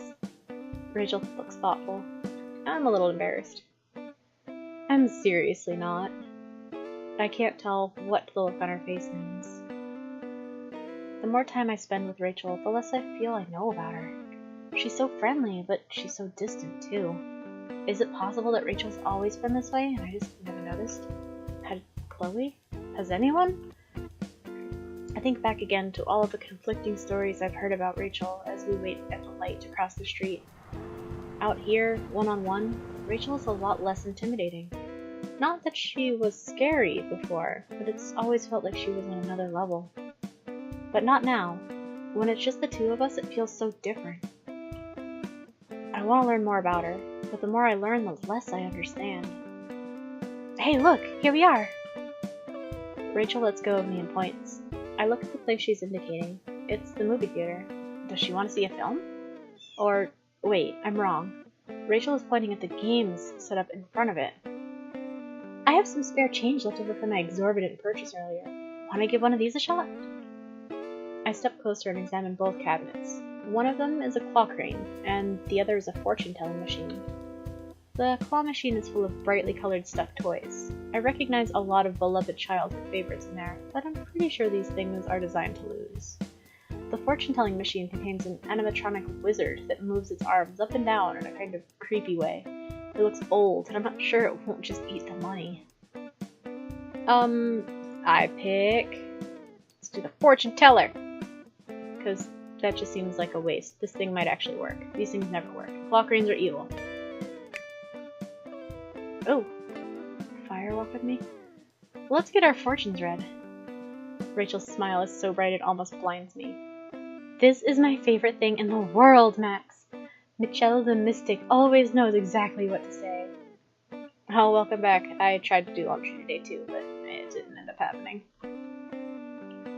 Not the most magical name I've ever heard. Rachel laughs and flips me a quarter. Just give him a try. I take the coin and slide it into the slot. There's a satisfying thunk as it rolled back into the machine's ancient coin drop. A panel of buttons lights up. They're all star signs. Rachel reaches over to slap one before I can find the one I need. Virgo, right? How did you know? Rachel just laughs again as she hits another button, and the animatronic's staticky voice takes over. So it's a fortune you want, is it? Listen closely. Destiny is not a matter of chance. It is a matter of choice.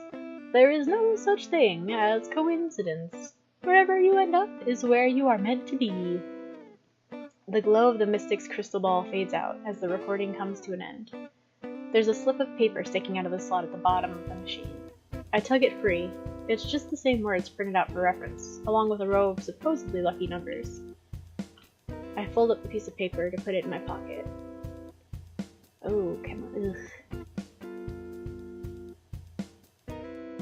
Oh, Now I'm at least lucky here. Our water's pretty nice.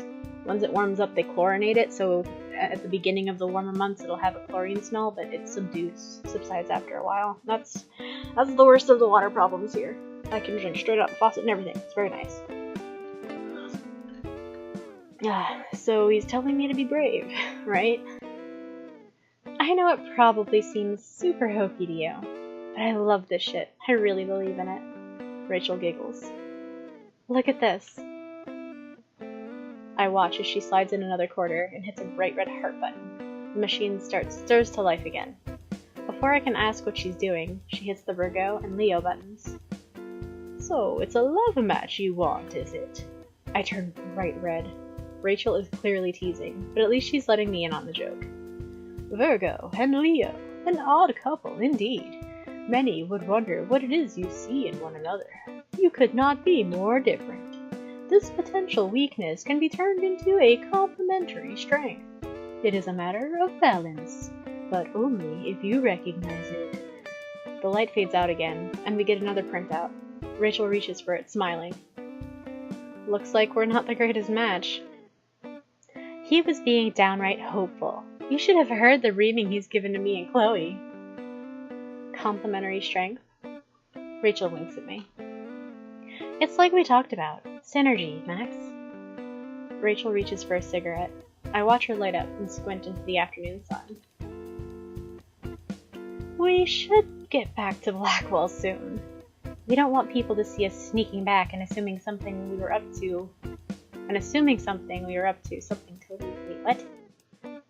We don't want people to see us sneaking back and assuming... Alright, that something is just not supposed to be there. And assuming we were up to something totally salacious, right? She gives me a nudge with one eyebrow raised. Of course she's being suggestive as a joke. That's just her nature, I think. Yeah, that's why we should get back to Blackwell. I mean, I think there's a bus stop close by. Rachel and I chat about all sorts of things on the bus ride back. We have a lot in common when it comes to geeking out about photography, at least. Even though she's more interested in being in front of the camera instead of behind it, Rachel really knows her stuff. When we get off the bus, we pass by the parking lot. Rachel glances towards it, sees something, and freezes. She groans. Great. Huh? She does not look happy. I follow her gaze towards an RV. I know that RV. Well, not personally. I just know that whoever lives in there used to sell weed to Chloe and Rachel. And it's probably where the Vortex Club stocks up on party supplies. It's really old looking, and a little creepy. I notice that there's a dog tethered up outside, sleeping on the asphalt. We both take a seat on the curb together. Rachel starts on another cigarette. I can't believe Frank still does business here. Frank? That's his name? Yeah. Why did you and Chloe find a new, dealer, anyway? I don't know anything about any of that stuff. I just know that they stopped seeing the RV guy and started buying from someone else about half a year ago. Because we broke up, and it was fucking awkward, and I never could figure out how to explain it to Chloe, so I just told her that we could get a better deal from someone else. Broke up? Wait. Frank was the person Rachel was talking about in the makeup store? Rachel's ex-boyfriend has been the guy in the RV all along? Yeah, I guess we were dating. It seems like this might be an opening to finally appease a bit of my curiosity, or my natural nosiness is taking over. 4 whole options? What? Oh god, okay. RV creeps me out. That doesn't seem like a helpful thing to say. What's with the dog? I mean, it's Frank's dog. It's so weird that this little alternate universe Max has no idea about Frank and the dog Pompidou. What kind of person is Frank? And I don't want to pry much more. No! What do exactly? Usually it's 3 and that's bad enough. Oh man. Okay, here we go. Back to the Life is Strange info. Based on what was in Life is Strange, Rachel and Frank did get along really well. And Rachel did like the dog. So, and we're obviously prying. We have to, because we have to. Alright, so not the last option. Not option 4. And I'm leaning toward either the dog or what kind of person is Frank. Because the RV creeps me out, just seems pointless and slightly antagonistic. What's with the dog? That could go along with the whole thing. Okay, we established that she's a vegetarian, so maybe she's also an animal lover. And this would be a very indirect way to pry. We'd be talking about the dog and not Frank specifically.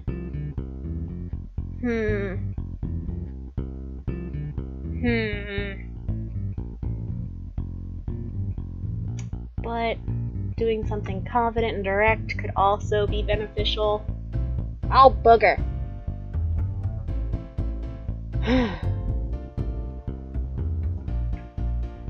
Do I want to ask about Pompidou or do I want to ask about Frank? Pompidou or Frank? Pompidou or Frank? What kind of person is he? So we have no idea what they broke up over or anything here. I have no clue. I just know it was 6 months ago, and Chloe never actually told, or Rachel never actually told Chloe.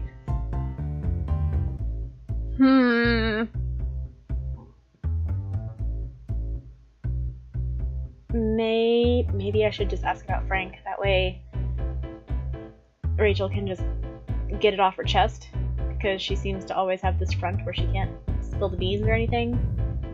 Fuck it, we're gonna do it. We're gonna be ballsy. Alright. What kind of person is Frank? Tattooed, always ready for a fight, and he reeks of axe. He sounds scary. He's not. He's a puppy dog. When he wasn't on drugs, anyway. Her expression falters. I liked him because he liked my Santa Monica Dream. I love that song. Yeah? She smiles at me. He never made me feel like it was stupid or impossible. He was just totally in, 100%. Or at least he said he was. He understood what I wanted. He said he was ready to support me in whatever way I needed. That meant a lot to me. But we didn't work out. We weren't really good for each other. He was a different person when he was on drugs. And I wasn't exactly an angel either. We did and said a lot of hurtful shit to one another. I don't like to hold on to regrets, but maybe if I'd known beforehand how things were going to go, I might never have... Rachel shakes her head instead of finishing her sentence. I'm still going to try for my dreams with or without him. Rachel's relationship with Frank sounds like it was really complicated. Axe is just so freaking overpowering. Like, some of the scents that they have are nice, but there's no way to get a tolerable amount of it applied. It's just like instant overdose, no matter what. Well, no, some of the deodorants are okay, because you can control how much of that you put on, but the aerosols, it's just, you touch that thing even slightly, and it's like, oh, you wanted a cubic fuck ton? There you go. Alright. Ooh, that's why there was 4. I get to ask 2 questions. Oh, man. Alright, what's with the dog? What's with the doggy? That's Pompidou. Rachel's tired smile gets a little brighter. He's the one thing I miss unconditionally. I wish I could still see him without it being weird. But I don't think Frank would want to talk visitation rates. She laughs self-deprecatingly, but she does seem a little wistful. Ooh. We're gonna pry all the way. The RV kind of creeps me out. Oh, Frank's not creepy, I promise. As sketchy as it all looks. He's not creepy? Well, I used to feel that way. I don't know. I planned on Frank and the RV being my ticket to LA. Oh, so that's why... No, it's not why I dated him. Rachel runs a hand through her hair. When I started to like him, it was sort of like an accident. I didn't mean to. but it happened that way. And things used to be pretty good. But some people just aren't meant to be together. You know what I mean? I don't, because I have no experience in the area, but I think so. I wonder how a girl like Rachel can wind up with a guy like Frank. But I've heard a lot of different things about Rachel too, and not all of them have been nice. I've spent the past year letting my assumptions about Rachel form my impression of her without ever really trying to get to know her. I never thought for a second that I might be wrong. If my horoscope is right, my life's about to change anyway. Your horoscope is right, because you're going to nail that modeling contract, right? I look at her sideways. Rachel looks a little weary. The perfect image I'd ever had of Rachel. It's not true to who she really is it? But that's not a bad thing. I want to learn more about her. I want to know everything about her. It's a weird feeling. I don't know if I've ever really had it before. Rachel's sitting right next to me, but it's like I want to reach inside of her and see everything. I want Rachel to trust me. Is that weird? Am I weird? To be honest, Max, this has been my dream for my whole life. And the stars have suddenly aligned, just like that. I should be happy. I should be so fucking happy. But now, I just don't know. I've been doubting everything about myself. I want to go and never look back. But I think I get it. Or at least I hope I do. Alright, I should be... Alright. Got this. We're gonna push that confidence. Or we could be understanding. Of course you're nervous. Because it's a big change. Oh, man. She was just saying about how she really liked Frank for, like, being there, saying he was going to support her no matter what. So, we're going to emulate that. We're going to do that. We're going to do that. You've got this, Rachel. I know you do. You're amazing. You're smart and driven, and I've never seen you fail at anything before. Chloe knows it, and everyone else in school knows it. I know it. Rachel gives a short laugh, and then reaches to stub out her cigarette on the pavement. Thanks, Max. I know I was being a little crap for worrying. I have no right to complain about this. Getting like this over a modeling contract is about as first world problem as you can get. Oh no! I didn't want to be first world problem. I wanted to encourage you, not to dismiss it. You're going to blow it out of the water. Rachel's smiling at me, but her gaze is a little unfocused. Crap! Did I say the right things? No! No, we didn't. Pick the wrong one. I really hope so. I wonder why we are never really hung out alone before. I'm glad we are now, Max. Rachel reaches out and grasps at my hands. Her squeeze is really strong. I could feel my cheeks heating. I can't believe that Rachel Amber is giving me this kind of attention. It makes me feel special. Me too. I'm so glad. Those 3 words don't seem like enough. I'm a little sorry when Rachel lets go of my hands. Look, I've got to go see if I still have time to hand in an assignment. But maybe I'll be able to catch you later? I wasn't planning on leaving the dorms at all tonight. I was just gonna brainstorm some ideas for our beach photo. So, sure. I can't wait. She's looking me right in the eyes. Her expression is so gentle. I need to have our contest photo done and handed in on Friday, which means that tomorrow is really away even once she's already left. Wednesday. Still Wednesday. Oh my goodness, Wednesday's long. The rest of the school day passes in a haze. I spend most of it thinking about the photo shoot tomorrow, and about Rachel. Right as the final bell rings, I get a text from her. It meant a lot to me that you listened today. I have never really admitted anything like that before to anyone. Not even Chloe. Thank you, Max. I'll come knocking later. You better answer. Heart. I'm totally beat by the time I make it back to my room. After tossing my bag onto the floor and checking in on Lisa, I sink onto my chair and pull out my laptop. I know that Rachel and I need to have our contest photo done and handed in on Friday, which means that tomorrow is really the only day we've got to take it. And that's bad news for me, because I'm quickly realizing that I haven't got a clue what the photo should look like. I mean, Rachel is so gorgeous that taking a good photo of her would probably be as easy as pointing my camera in her direction and pressing the shutter. But I don't want easy. I want art. I want this photo to fit the contest theme. I want it to express the bond between photographer and model. Maybe I even want it to express the bond that's been growing between me and Rachel as people, not just an artist and a muse. As if I'm anything close to an artist. Keep on dreaming, Max. I scroll through the folder of scanned photographs on my desktop, trying to view my own work with an objective eye. I pause on a photo of the ocean. I remember taking this. It's Elliott Bay, right in the heart of Seattle. The ocean looks gray and choppy, and through my lens, boring. Even the Ferris wheel in the background doesn't liven up the photo. What kind of photographer can't even manage a decent shot of the ocean? I could ask Rachel to pose on the sand instead, or by the rocks, or I could even frame the shot up towards the cliff. But if I can't take a good photo, it won't matter where I point my camera.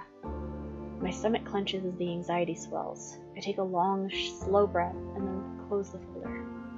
What I need isn't to remind myself of my mistakes. What I need is inspiration. I pull up a search engine and think for a moment before carefully typing Richard Avedon and Woman in the Mirror. The results load, my screen filling up with beautiful black and white images. I begin clicking through, trying to see what was so important to Rachel in this photo book. Each photo is carefully set up, framed, and posed. Very few of the shots look candid. I've always noticed a really deliberate quality to Avedon's work. Victoria Chase's photos always make me think of his. She puts a lot of effort into getting things exactly right, a lot like he did. As for me, I'm almost the complete opposite. I like taking photos when people aren't necessarily ready for them. I've always loved the idea of capturing a moment just as it existed. But it feels like I'm seeing Avedon's work for the first time now. The women in his photos are coiffed and composed and ready for the camera, but these photos feel incredibly honest, too. As if Avedon has managed to unbury something that a less controlling photographer might never have found or even known about. The backgrounds complement the models, but never overwhelm them. Sometimes they're just plain backdrops. These photos are all about the subjects, even when they're shot in extraordinary places. I recall what Rachel and I had talked about earlier today, about cameras and mirrors, and how they reflect back what you put into them. It's a lot to think about. All at once I feel a little tired. I shut off my laptop and cross the room to sink down onto the bed. I wiggle around to get comfortable, then roll onto my side, peering into my phone. Rachel said she'd drop by sometime this evening. I wonder if I should touch base with her. Maybe I shouldn't bother her, though. I don't want her to think I'm annoying. She could easily have decided to hang out with one of her other zillion friends since I last talked to her. Oh, we're gonna text her. Because Rachel likes people who care about her, and hasn't ever made any kind of indication that she would be annoyed by a text checking in on her. I decide to go for it, and then immediately spend about 2 minutes wondering what to type before I realize that I'm overthinking it way too much. I go for the default greeting. Hey! To my surprise, she actually responds right away. Yo! Better pick up all that dirty laundry, because I'm hitting you up soon! Well, that answers my question right away. I find myself smiling at my phone. Hey, I'm actually very tidy. You mean you didn't go to the Chloe school of leave your panties where anyone can see them? Oh my god, no. God, I love her. I think we all love her. Don't tell her that. She'll get all weird. It's true, though. I'm grinning at my phone right now. When I was 13, I would have probably felt totally aghast at the idea of sharing my best friend with someone. But that was before I ever met Rachel. I remember what it was like when Chloe first introduced us on my first day at Blackwell. I thought it was going to be seriously awkward, and I was worried that I might even be jealous. But I didn't feel that way at all. I just felt incredibly grateful to meet the person who was so good to Chloe when I wasn't around. The person that my best friend called her best friend for 5 years. I feel glad all over again that I asked Rachel to partner with me for this contest. I'm starting to see just how big her heart really is. As I contemplate a reply, my mind wanders briefly back to Richard Avedon and Woman in the Mirror. Oh no, let's see, we were literally just talking about Chloe. but it seemed to wrap up fairly well, saying, you both love her because she's special, leaving her undies where everybody could see them. Talk about woman in the mirror. It seems very focused on the project, but it also shows that Max would have looked it up to make a better effort to understand Rachel, so... Oh, I don't know. Chloe's... I'm gonna go with that one. Just seems more relevant. I looked up Woman in the Mirror today. Yeah? His photos were so beautiful, almost dreamlike. Did you look at Dovima with elephants? Yes! It's interesting how both she and the elephants look so powerful in those pictures, but in completely different ways. Yeah, I love how fearless she looks. These elephants are like stomping their feet around her, and she's just completely calm, like a rock in a stream. I'd be terrified. Me too, but I'd still jump at the chance.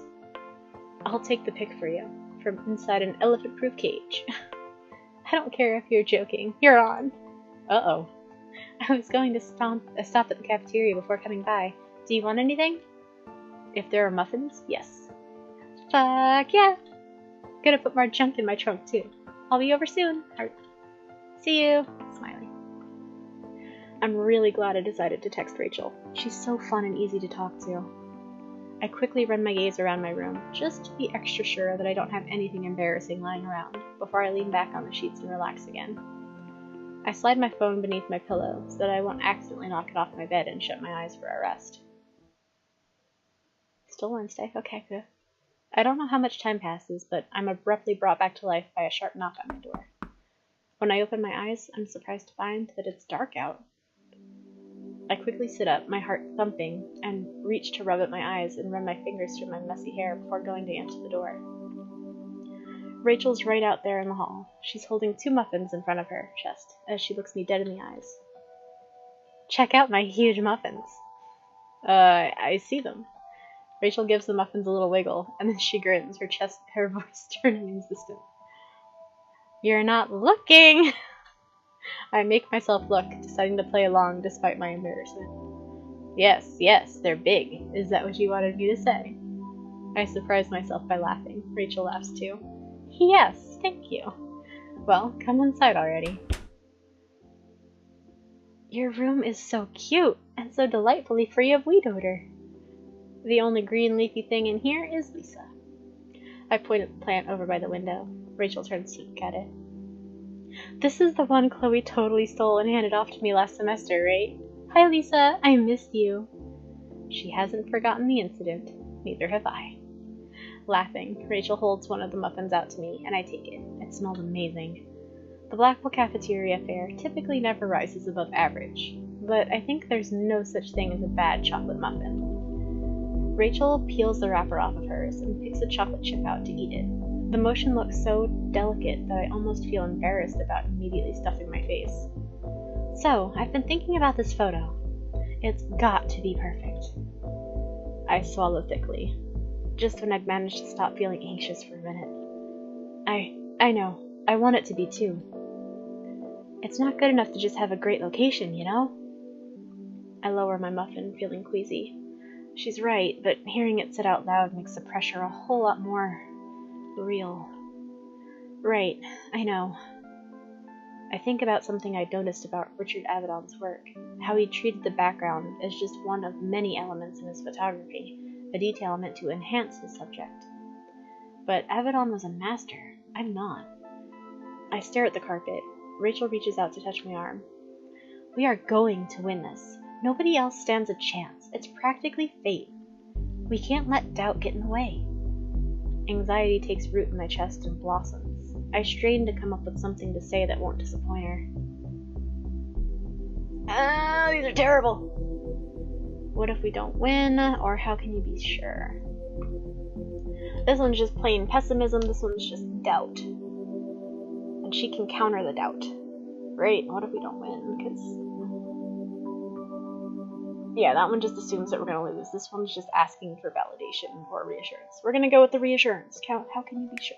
How can you be sure? I'm not. My heart sings. But you just said...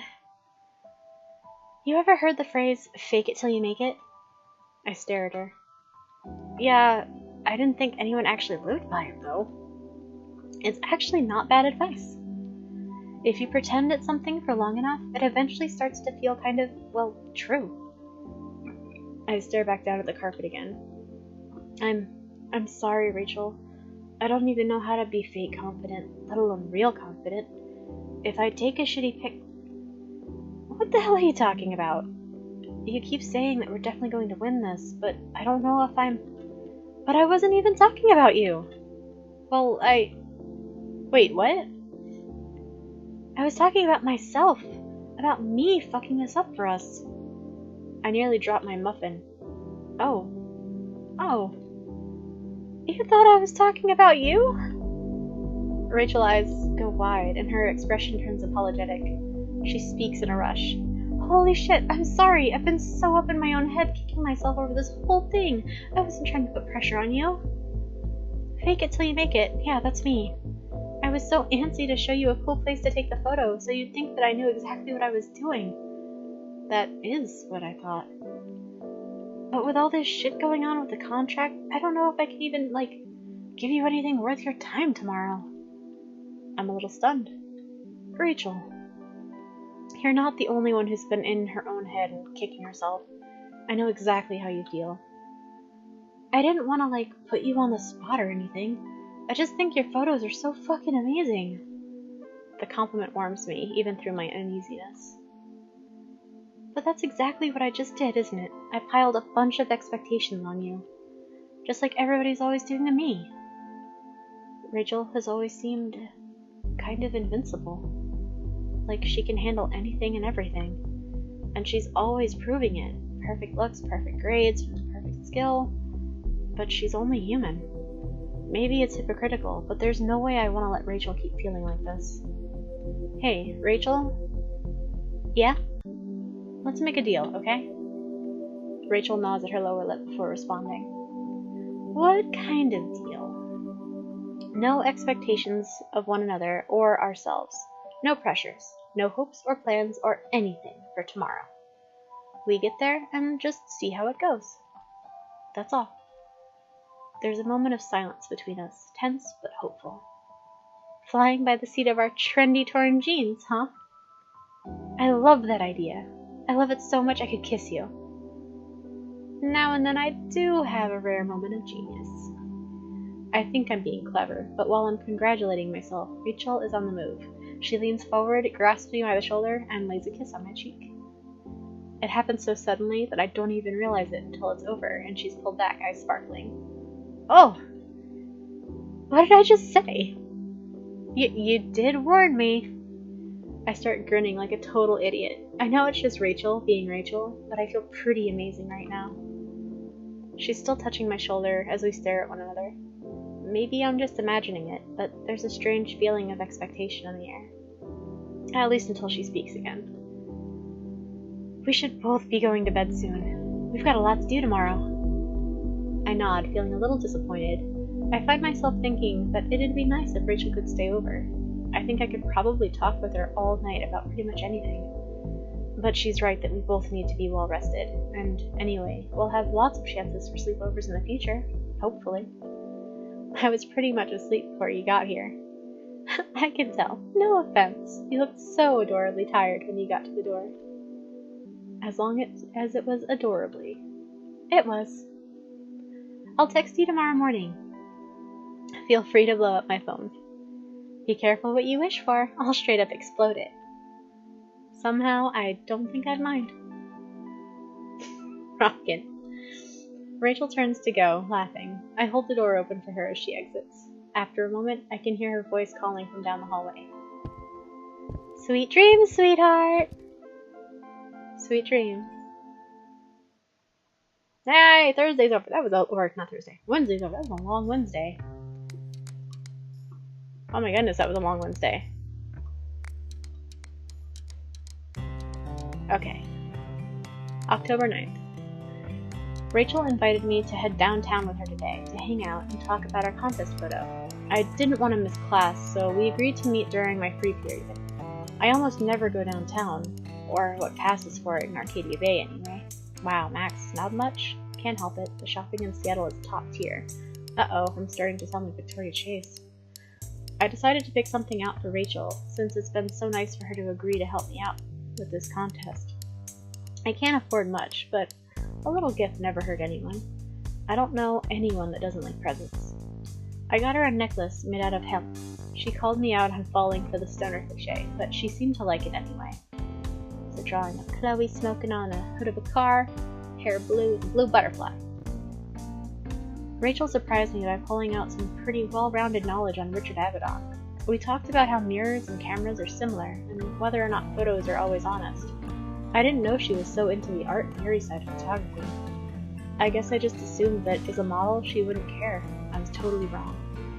We stayed a little longer. I figured that since we were already away from school, I might as well miss a class. With Rachel and Chloe both conspiring against me, I'm going to become a regular delinquent at this rate. Rachel offered up some spare change, and we tried one of those fortune-telling machines. I knew that Rachel was really into astrology, but I didn't know she was into the occult, in general. She made me get a fortune, and then she got it to do a love match for us. We've apparently got complementary strength. That's a drawing of Dana, I think, dancing. Pretty sure it's Dana. After that, we went back to Blackwell, where I learned for the first time ever who Rachel's notorious ex-boyfriend actually is. It's the dude in the RV that's always lurking on campus. Are you shitting me? But I'm gonna try not to judge. There's a lot more to Rachel than there seems to be on the surface. What do I know about relationships anyway? Nada. Rachel's actually got a lot of doubts about the contract, and herself too. And to be honest, I kind of feel really shitty about some of the things I used to think and believe about her. Rachel deserves so much better. Later that day, I went to go flop around in my room since I was exhausted from running around all day. I did some research on Avedon and his Woman in the Mirror photo book, trying to find insight on what Rachel saw in it. I'm trying to put her puzzle together, but it feels like pieces are still missing. Rachel came by my room late in the evening so we could talk about winning the contest. Or, as my self-doubts would have it, not winning the contest. Drawing of a bunny. Pretty sure it's Kate's bunny. But it turns out that Rachel's not sure about it either. She got, well, vulnerable again. I don't even know how to describe it. I was seeing a part of her I'd never seen before. I just wanted to... I don't know. But I wanted to reach out and say, me too, or hug her. Oh, Avedon. No, Avedon, not Avedon. Very similar, though. I'm going to sleep on it. Yet again, I've got lots to think about. Okay, now it's finally Thursday. Second to last day. Gonna be an eventful day. It's a photo shoot day. Probably nearly as long as Wednesday. Somehow, I managed to wake up before my alarm, and the first thing I think of when I open my eyes is that today is the day that Rachel and I need to take our contest photo. I lie in bed, staring at the ceiling, and wonder why I don't feel more anxious about it. I actually feel kind of calm. Maybe calm's not the right word, but I feel okay. I think it's because of the pact that Rachel and I made yesterday to go into this thing without any expectations or pressures. It feels like a huge weight is off my shoulders. I bet she feels the same way. Whatever photo we take, and whether or not we win, I know I won't regret trying.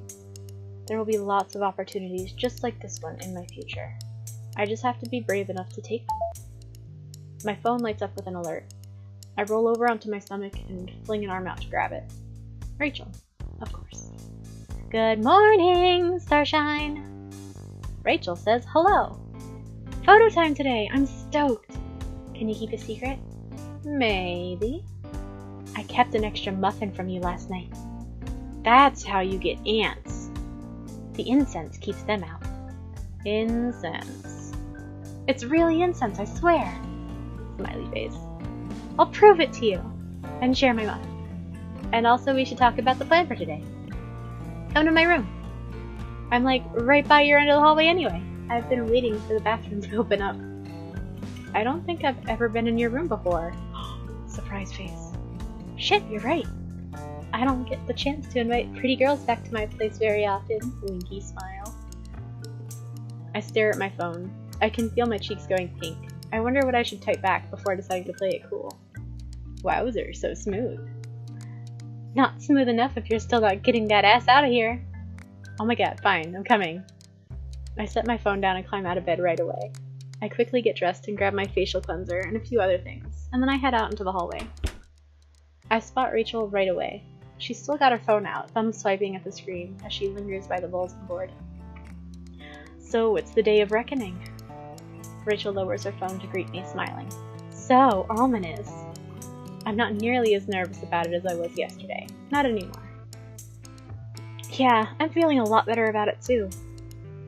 I notice that Rachel has something tied to her phone. It has bright red beads. Oh, it's a necklace I'd bought her yesterday. I'm surprised to see it there, but then I just feel happy that she's even got it with her. I guess I must be staring because Rachel notices. She brushes her fingers over the woven rope. This way, I can take it everywhere. I've got a super cute outfit I'm going to wear it with on Monday. I smile. She's not using it for its intended purpose, but I think it works this way too. I think it looks cute tied there. Like a charm for good luck. I think you've got plenty of that already. A little more never hurt, especially for today. Rachel slips her phone into her back pocket and gives a little nod of her head to indicate that I should follow. Come on! I trail Rachel down the hallway until we reach the very front. Rachel's door is one of the first you encounter when you enter the girls' dorms, but I've never spent any time in it before. Sure, I've dropped by to say hi when Chloe's around, but I've never really been inside. I've only caught glimpses of it from the doorway. I stand back as Rachel inserts her key. That's unusual. Most of us just leave our doors unlocked. Then again, I've been learning that Rachel is a girl with a lot of secrets. It's Rachel's room. Now that I think about it, I'm not really sure what I expected to see in Rachel's room. I think bedrooms kind of reflect back a lot of the person living there. Anyone who entered my room could probably tell instantly what kind of person I am and what kind of things I'm into. Rachel's room is warm and full of light, with personal touches everywhere. I'm really tempted to examine the photos strung up over her windows, but I don't want to snoop right in front of her. She wasn't lying. There really is incense burning in here. The smoke gives the room a hazy glow. Here! I did promise! Huh? I'm so distracted from looking around Rachel's room that it takes me a moment to tune in. She's holding out half of a muffin. Oh! You really don't have to share your breakfast. You're gonna need the energy for today. Accepting her reasoning, I reach out for the portion. The sugar should help me get going. It is still really early. Yeah, you're right. We've got a big photo shoot today. And 0 expectations. Yeah. I nibble on my muffin as Rachel shuffles through some of the things sitting on her dresser. She picks up a tube of lip gloss, and I watch as she leans towards the mirror to apply it. Still, I'm like... my head's all scattered. I talked to the agency this morning. You did? How did it go? It went okay. I told them I still hadn't made up my mind. She straightens, turning her face one way and then the other as she examines her reflection, looking anywhere but at me. Carefully I step closer, joining her next to the mirror. I look at her and its reflection. Her eyes flick up to meet mine. Well, I think... that is okay. It is okay. Reassure her. I think that's okay. They would never have given you the offer if they didn't really want you. Asking them to wait a little longer shouldn't be a huge deal. They need you, Rachel. You're worth the wait. Oh. That's all Rachel says, and then she falls silent again. She's still leaning in towards the mirror. What is it? You're right. You're really right. I've got until the end of the month, and I'm worth the wait. Rachel steps back from the mirror, and I do too. Suddenly she's smiling again. Anyway, I wonder if the bathroom's cleared up now. I seriously need to finish my makeup. It's obvious from her tone that she's done talking about the contract for now. I manage to smile too, although there's still some worry in my heart. We can go check. I wave my hand over the incense burner. I know I just woke up, but it's making me sleepy again. Rachel's watching me, and I can't help but comment. Your room's really nice. I look around again, my eyes settling on the Hollywood poster above her bed, and the dream catcher next to it. I wonder what Rachel dreams about. Thanks. Like I said, it's not, typical for me to invite cute girls back here. So, when's the cute girl arriving? cringe. When I try to be playful like Rachel, I just sound like a geek. But her eyes seem to sparkle. The cute girl is free to come and go whenever the hell she pleases. Like now. I snort, unable to help it. Standing next to someone as pretty as you makes me feel like a gremlin. Like I'm cute, but not really. Shut up, I'm way into you. What? No way, I didn't hear that right. I mean, she gives a confident wave of her arm. You're my type. I didn't sneak a kiss yesterday for nothing. Sue me, I wanted to smooch a cute babe. Who wouldn't if they had the chance? Well, I definitely didn't mind. Do you really think I'm hot, Max? I didn't say hot. Do you? Yes. Yeah. Or, yep. Let's be really freaking affirmative. Yes. Embarrassed, I turn my face away. Isn't Rachel Amber's attractiveness kind of a universal opinion? In my defense, I'm just giving the answer anyone would give. More laundry. Alright. Your face! You really are so cute. So the key is to let you tease me. You make it too fun and easy. Shit, I have seriously got to tough it up. Let Chloe and I take you out to a show sometime. I look at the punk rock posters on Rachel's wall and hastily shake my head. Not that tough. Rachel laughs, sharp and clear, and then picks up the hairbrush from her dresser. Come on, let's go to the bathroom. She gives a little wave, indicating that I should follow her. You really can come visit anytime you want. I'll definitely keep that in mind. We make the trip back down the hall towards the bathroom. We're lucky enough to find it unoccupied. Rachel walks over to one of the sinks to wash her hands and touch up her makeup. I join her, turning the water on hot and leaning in to splash my face before I start to brush my teeth. I think I'll be really happy once we have this thing done with. Me too. I already feel pretty accomplished, and we haven't even taken it yet. I lean over the sink to spit out a mouthful of foam, and our eyes meet again through our reflections. Mirrors, cameras. The world is full of lenses and filters.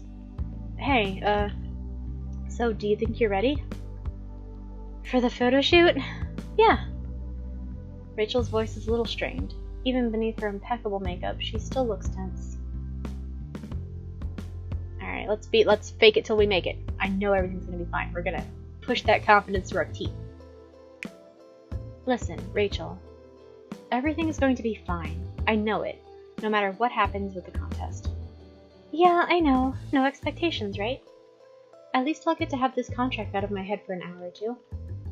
I wish I knew how to help her not stress out about it. Let me know if there's anything I can do. Just say the word, okay? Here's something else, Max. No wonder Chloe calls you a superhero. I told myself yesterday that I wanted Rachel to trust me so that I could try to help her with these things that seem to burden her. I'm still figuring out how, but I think I'm getting closer to the answer. Well, Max, do you think you'll be ready to ditch in the next 5 minutes or so? 'Cause if we catch the next bus out, we'll get some amazing light on the beach. Whoa, you want to leave now? Haven't you ever just looked at the sunrise, just because? Now that I think about it, I guess I haven't. I've never even thought about it before. I've seen plenty of sunsets. It's one of my favorite times to take photos. Whenever I think of the golden hour, I think of those short minutes before dusk settles in, when the sun is still visible above the horizon. But I always forget that you can catch the golden hour at dawn, too. I've just never gotten up early enough to try. It's beautiful out on the beach, promise. There's nothing like watching the sun come up over the water. That's when the light turns everything gold. And you just watch, amazed, because the world is such a beautiful place. She looks dreamy, her eyes somewhere far away. I believe you, so I guess we should get going. I can't wait to show you. Can't believe frickin' Max is gone 18 years of her life and never watched a sunrise. Really? Really, child?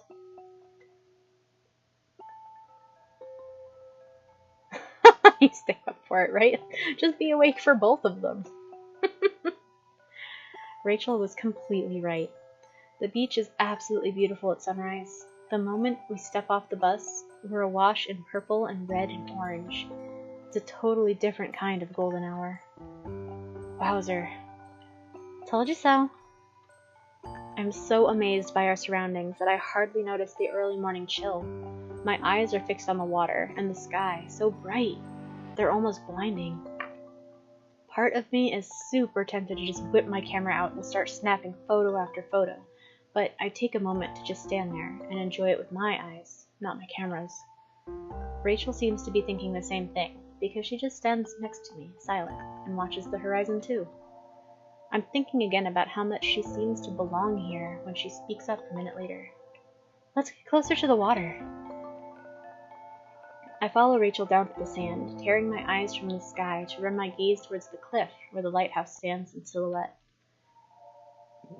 The beach is completely empty. There's no one else here this early in the morning. Well, that's your clue that it's not Florida.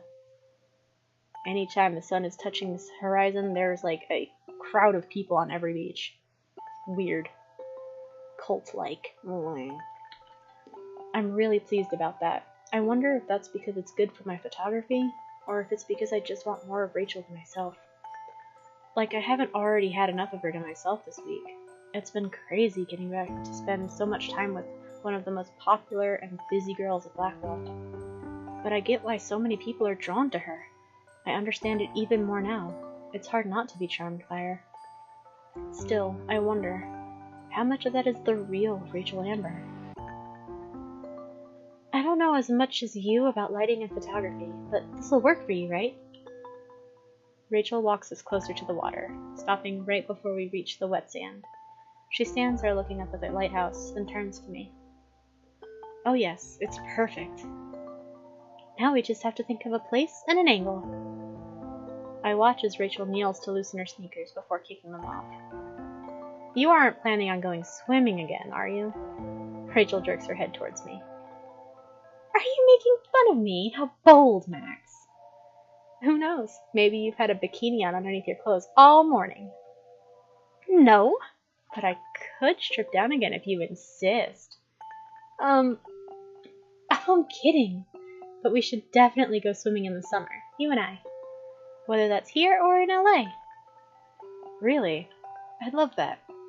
I mean, if you do wind up going, I'll have to figure out a way to visit. You should come with Chloe. Right, Chloe and I should come, and... I trail off, realizing something about Rachel's contract. We already established that she didn't tell Chloe yet. Are you going to ask Chloe to go with you? Oh. Do you think Chloe will be upset over it? We want to keep the focus on Rachel. But these are all very Chloe-centric.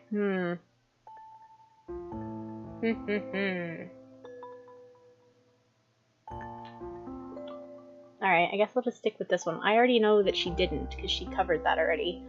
Although that was technically a day ago, so maybe she has in the meantime.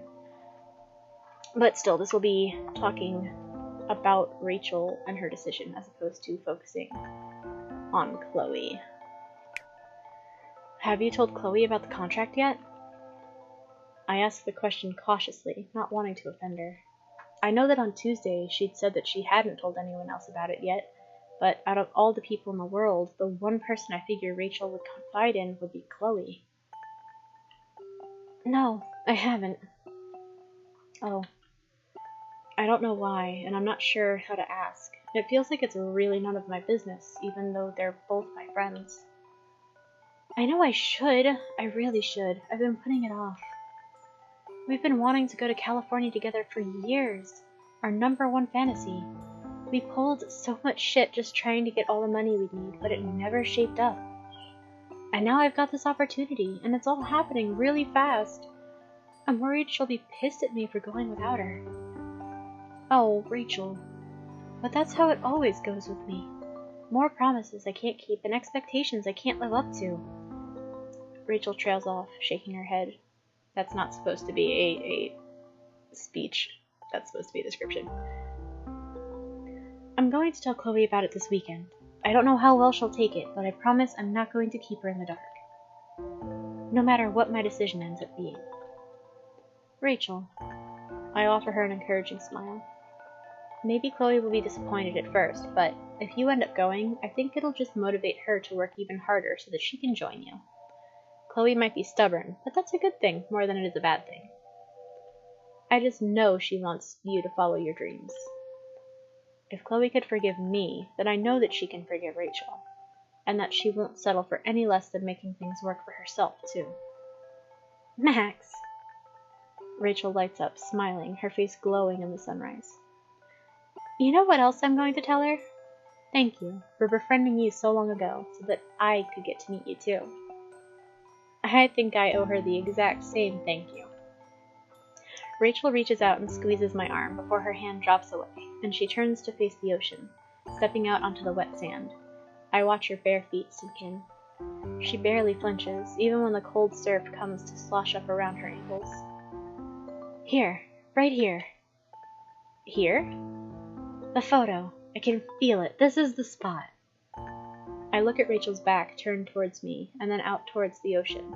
The sun has inched up a little higher. We're quickly approaching perfect lighting conditions, and I know that once we have them, there will only be a couple of minutes to get the shot. Rachel is standing so straight and so calm against the sky and the water, and I can suddenly feel it too. You're right. It's gotta be here.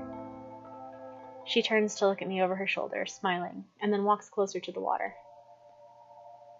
As she steps into the surf, I pull up my camera so that I can ready myself.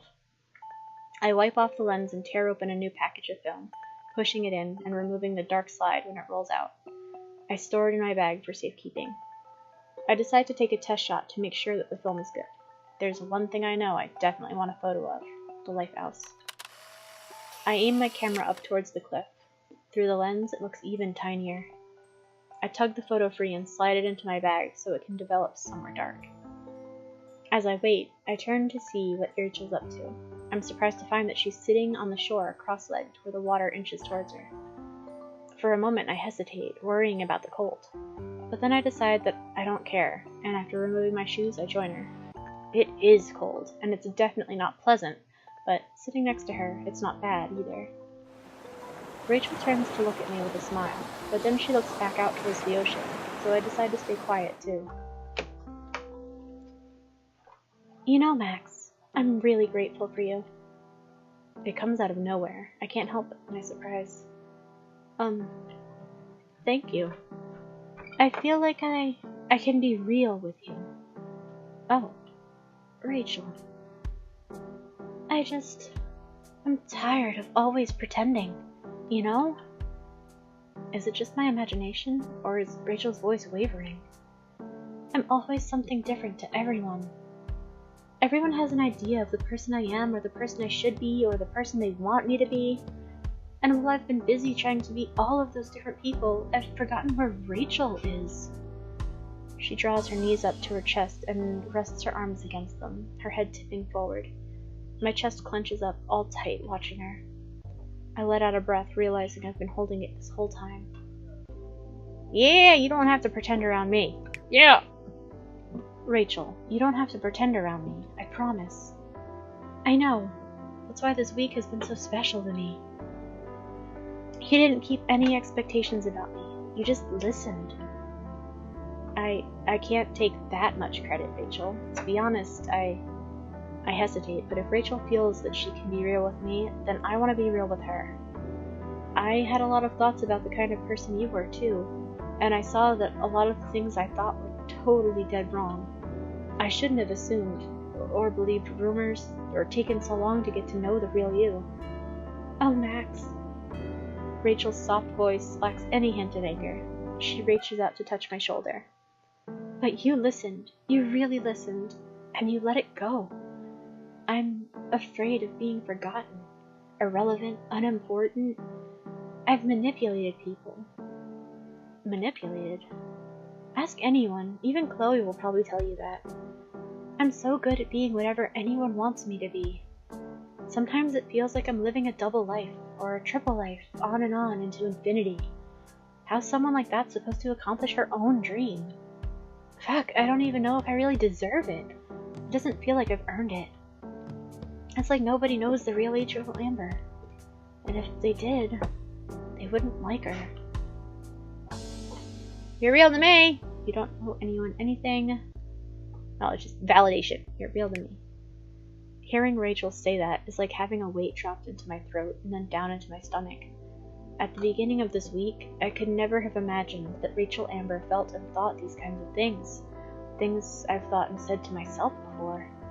Things I've never been brave enough to admit to myself. Being insecure and being afraid of unimportance and not deserving my dreams. You're real to me, Rachel. So, you're completely wrong. I watch Rachel's face contort to an expression of shock. I'm wrong? I've seen the real you. You said yourself that you feel like you can be real with me. And I like you. And if you trust me, then you have to believe me. There are so many things I don't like about myself. So I guess I just try to hide them from other people. You don't need to hide. You're real, and how you feel matters. That's a reminder I need to give myself, too. So, all of that shit about me doesn't bother you? Most of those rumors, they're true. I've had lots of problems with other people. I've done shit I'm not proud of. Like if you ask Nathan Prescott, all the horrible things he'd have to say about me would probably be justified. I let him on, thought I could take advantage of some rich asshole's money. Then I saw how fucked up he really was and felt like shit about it. And with Frank and the drugs, this time last year, I was barely holding it together. But look at you now. Maybe I'm still getting to know the real Rachel Amber, but here's what I know. You're kind and caring. You have such a big heart. You've done your best to help me with this contest, even though there's a million other things you could be doing this week. You give so much of yourself to others. Maybe you're not perfect, but that's fine. You're real. I know that I'm talking to myself again. These words are as much for me as they are for her. But I know that Rachel would understand. Max? I watched stunned as Rachel reaches up to wipe away a tear. Are you okay? Rachel laughs thickly, and then before I even know what's happening, she reaches out and throws her arms around me, pulling me close to her chest. The surf washes up around our legs, but I can barely even feel it with my ear pressed against Rachel's chest, tuned in to the steady thumping of her heart. I carefully lift my arms to embrace her in return, my hands splaying across her back. She holds me tight. Yes, I'm okay. I'm more than okay. I think this was all written in the stars. Yeah? It had to be. The universe conspired so that we could meet one another, so that we could be here together in this exact moment. Can you feel it? I don't know what I believe, but hearing Rachel say it, it really feels like maybe fate did have a hand in this. I can feel it. What I can really feel is her, which is where the answer lies, I think. Rachel pulls back and we gaze at one another. Her smile doesn't seem so mysterious to me anymore. It's a good feeling. Well, it's now or never, Max. She turns her face towards the rising sun. I think it's time. Rachel's right. The sun is at a perfect position over the ocean, and the sky has turned the colors of 100 different jewels. I'm sorry to let go of her, but her encouraging smile tells me that it's all right. Okay, let's do this. No expectations. Rachel's reminder of our promise helps embolden me. I nod, smiling. No expectations. I pull my camera out of my bag and take several steps back. The morning breeze plasters my wet jeans to my calves, but looking into the sun as it glows behind Rachel, I don't feel cold at all. When I lift my camera to my eye, my mind is blissfully blank. I don't mean that I'm not thinking about anything, but I'm not thinking about the things that I've spent so much time worrying about. I'm not thinking about my own insecurities, or about winning the contest, or about trying to emulate the greats, or about not achieving my dreams. Instead, the only thing I'm thinking about is the contest's theme, bonds. The bond between model and photographer. Oops, shit. The bond between artist and muse. The bond between Rachel and me. Through my lens, she looks completely at peace, and when she raises her arms and cradles the sun with them, I know I have my shot. That is a pretty picture.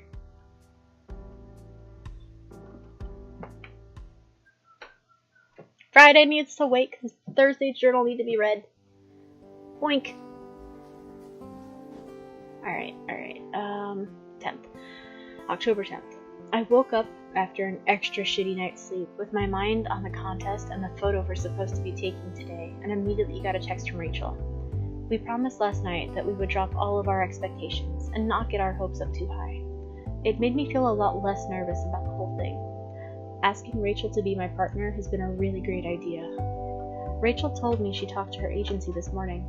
She's only got till the end of the month to decide whether she's going to take the contract or not. I could tell she was struggling. I don't think she has anyone else to talk to about this stuff. That drawing of a box of cookies called doggies. I still think it's adorable. I'm starting to realize that Rachel's not just Chloe's friend in my head anymore, and that we don't always need Chloe around to relate to one another. I want to help Rachel out. I want to let her know that I'll be there for her. I think I'm getting closer and closer to figuring her out. October 10th, later that day. We left right away so that we could catch the morning's golden hour on the beach. There was no one around when we got there, and it was beautiful. Sunrise and sunset are two completely different color palettes. I was geeking out. At least until we started to talk about Chloe. She and Rachel have been planning to go to LA together since before I ever even came back to Arcadia Bay. If Rachel ends up accepting her contract and going, Chloe's gonna be hurt. So she was upset about that. It's really obvious that Rachel loves Chloe a lot.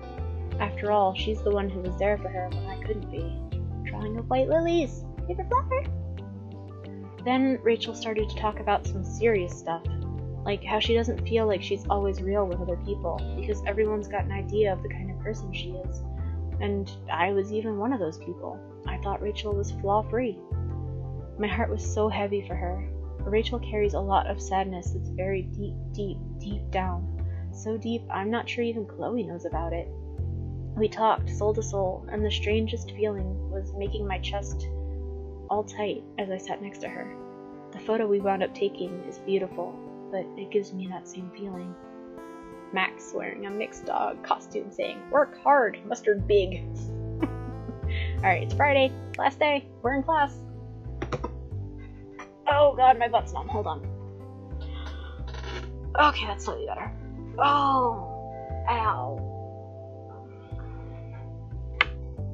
I arrived to class way before it's due to start, as early as possible. Not out of eagerness, but because I barely slept last night from nerves, and it's been impossible to pay attention to any of my classes today.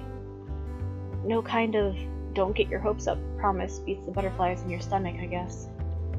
Still, it's a relief to see that Rachel's already there when I walk in. She's sitting on my desk, texting, and when I approach her, she looks up right away. Hey, Max! Today, there's no mistaking her smile as anything but totally open. No enigma here. Hi, Rachel. I see that you decided to be a keener too. Not so much. I didn't hear a word of math class today. I spent the whole night marathoning horror movies, because I couldn't sleep. I smoked like an entire pack of cigarettes and watched New Age meditation videos. We look at one another for a moment before we both start laughing. You should have texted me. I should have, since you've probably already well past the Rachel saturation point anyway. Never. You're nervous, right? Yeah, unfortunately, as much as I've told myself that the pressure's off and not to hope for too much. Rachel nods. I've been thinking about it too. I think at this point it's probably okay to cross our fingers. She offers me a gentle, reassuring smile. Consider my fingers crossed then. I reach into my bag and pull out our contest photo, carefully pinned into a folder. I hold it out for her to see. She takes it eagerly, eyes sparkling. I can words. I still love it. You're going to make me a copy, right? You can have the original. Don't tempt me, I'll really take you up on it. Good, because I'm not kidding. We laugh together, and I find myself regretting again that I'd never really tried to get to know Rachel before this week. I can't believe I'd spent a whole year thinking that we'd always need Chloe around in order to relate to one another. Of course, I can't deny another truth to myself, that when my heart races when I'm next to Rachel, it's not just because she's so exciting to be around. I wouldn't be the first person to develop a crush on Rachel Amber, and I definitely know I won't be the last. I doubt that she's interested in someone like me, but being friends is more than good enough for me. I mean it. Just getting to be around her, knowing that Rachel feels like she can be real with me, is enough to make me happy. I feel really lucky. I've got a crazy idea. Torn from my thoughts, I look up, flustered. What is it? Just hear me out. If we win, let's get celebratory tattoos. What? Rachel laughs wildly. Come on, just a little tiny one for your little tiny self. I gasp, pretending to be offended. You have 1 inch on me, maybe 2. You can put it behind your ear or something so your parents won't kill you. Rachel, this is the single worst idea I've ever heard. But I can't help but smile. Maybe Rachel Amber's impulsivity could be a good thing for Max Caulfield. Let's get celebratory tattoos. Let's do it even if we lose. Let's do it. We should do it even if we lose. I can't believe I'm saying this, but I do feel invincible right now. My answer seems to surprise Rachel just as much as it surprises me. Yes, Chloe's gonna freak! Along with every member of my extended family. This is going to be so much fun. I know an awesome artist in Portland. What are you thinking of getting? I don't know. I mean, I've thought about it before, just never in a serious way. Maybe a little dough. That would really suit you.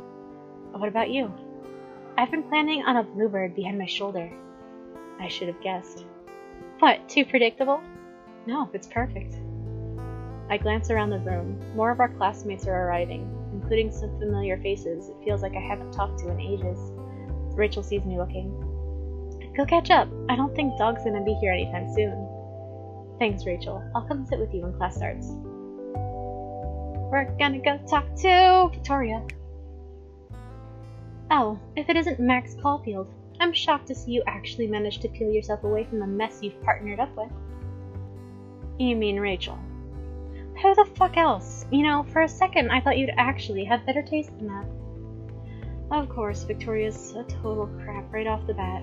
I should have known. Why, oh why did I approach her? But of course you'd go straight for Rachel Amber, and now you're hanging off of her so pathetically it's physically nauseating. You look a lot like another one of her dogs. I can practically see you drooling. Ugh, I knew it was a bad idea to talk to you. You don't know anything about Rachel. I'm not her dog. I'm her friend, and no one else is her dog either. What, do you actually think you know anything about her? What a fucking joke. Victoria laughed sharply, her lip curling in the sneer I've come to know so well. You know, I wouldn't be surprised if she's stringing you along for the ride too. Shut up, Victoria. I'm sorry, what?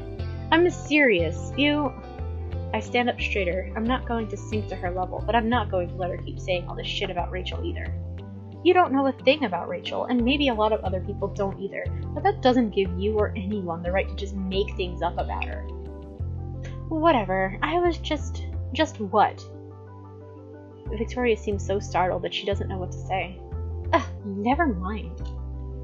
Just be careful, Caulfield. You never know when she'll throw you aside. She won't. Victoria lifts her chin dismissively. Clearly, she's realized that her manipulation is not going to work on me this time round. Fine. Not that it matters when I'm going to win anyways. I'm not so sure about that. You never know. Apparently neither do you.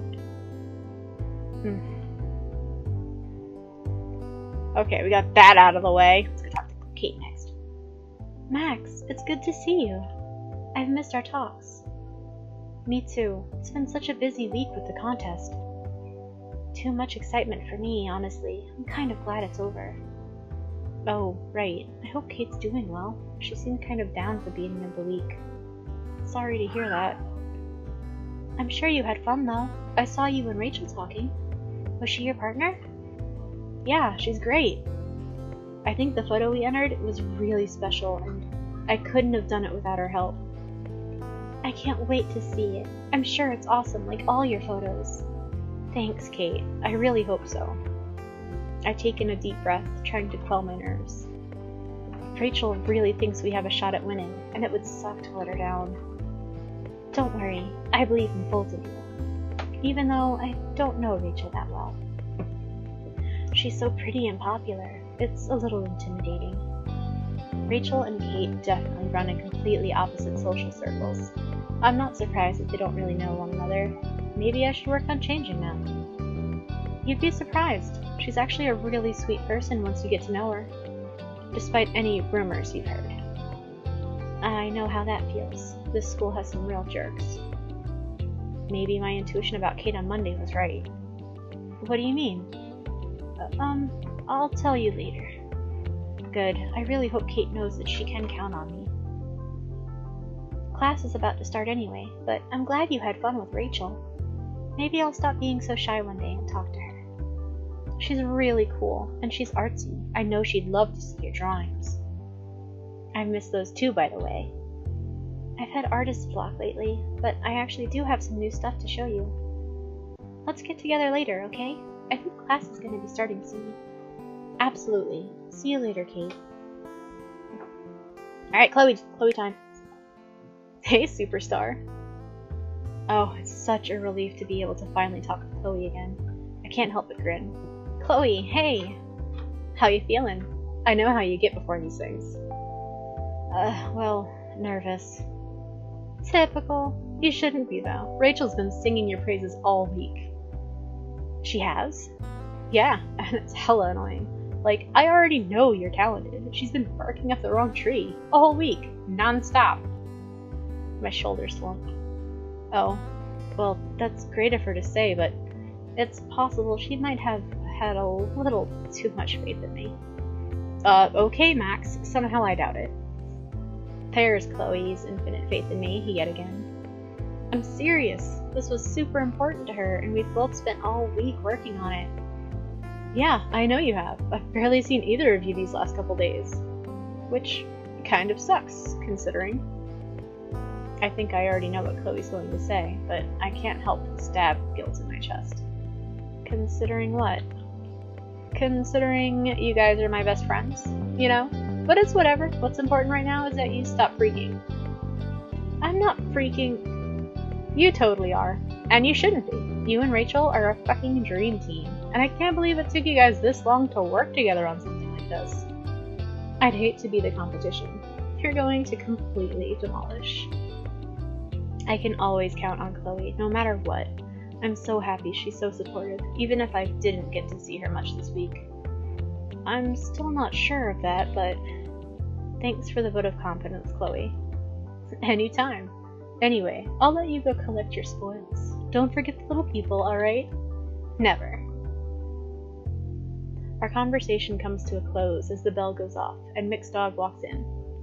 I hurry over to place the folder containing the contest photo on their desk before taking a seat next to Rachel.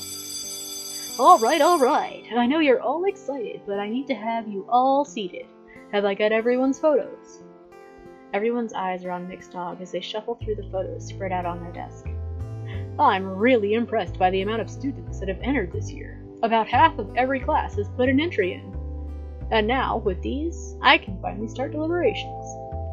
Lucky for you all, that means that you can use this period to study. The hum of chatter starts up immediately. Quietly.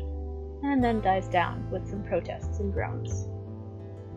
I'm kinda thankful for the opportunity. I put my head down and open my textbook, but although I try to focus, it's pretty hard. I guess Rachel and I aren't the only ones hoping to win. It feels like the longest hour of my life. Every time Mixed Dog moves at their desk, I think they're about to announce the winners, and I jump a little. But when they finally do stand up, clipboard in hand, I go rigid in my seat.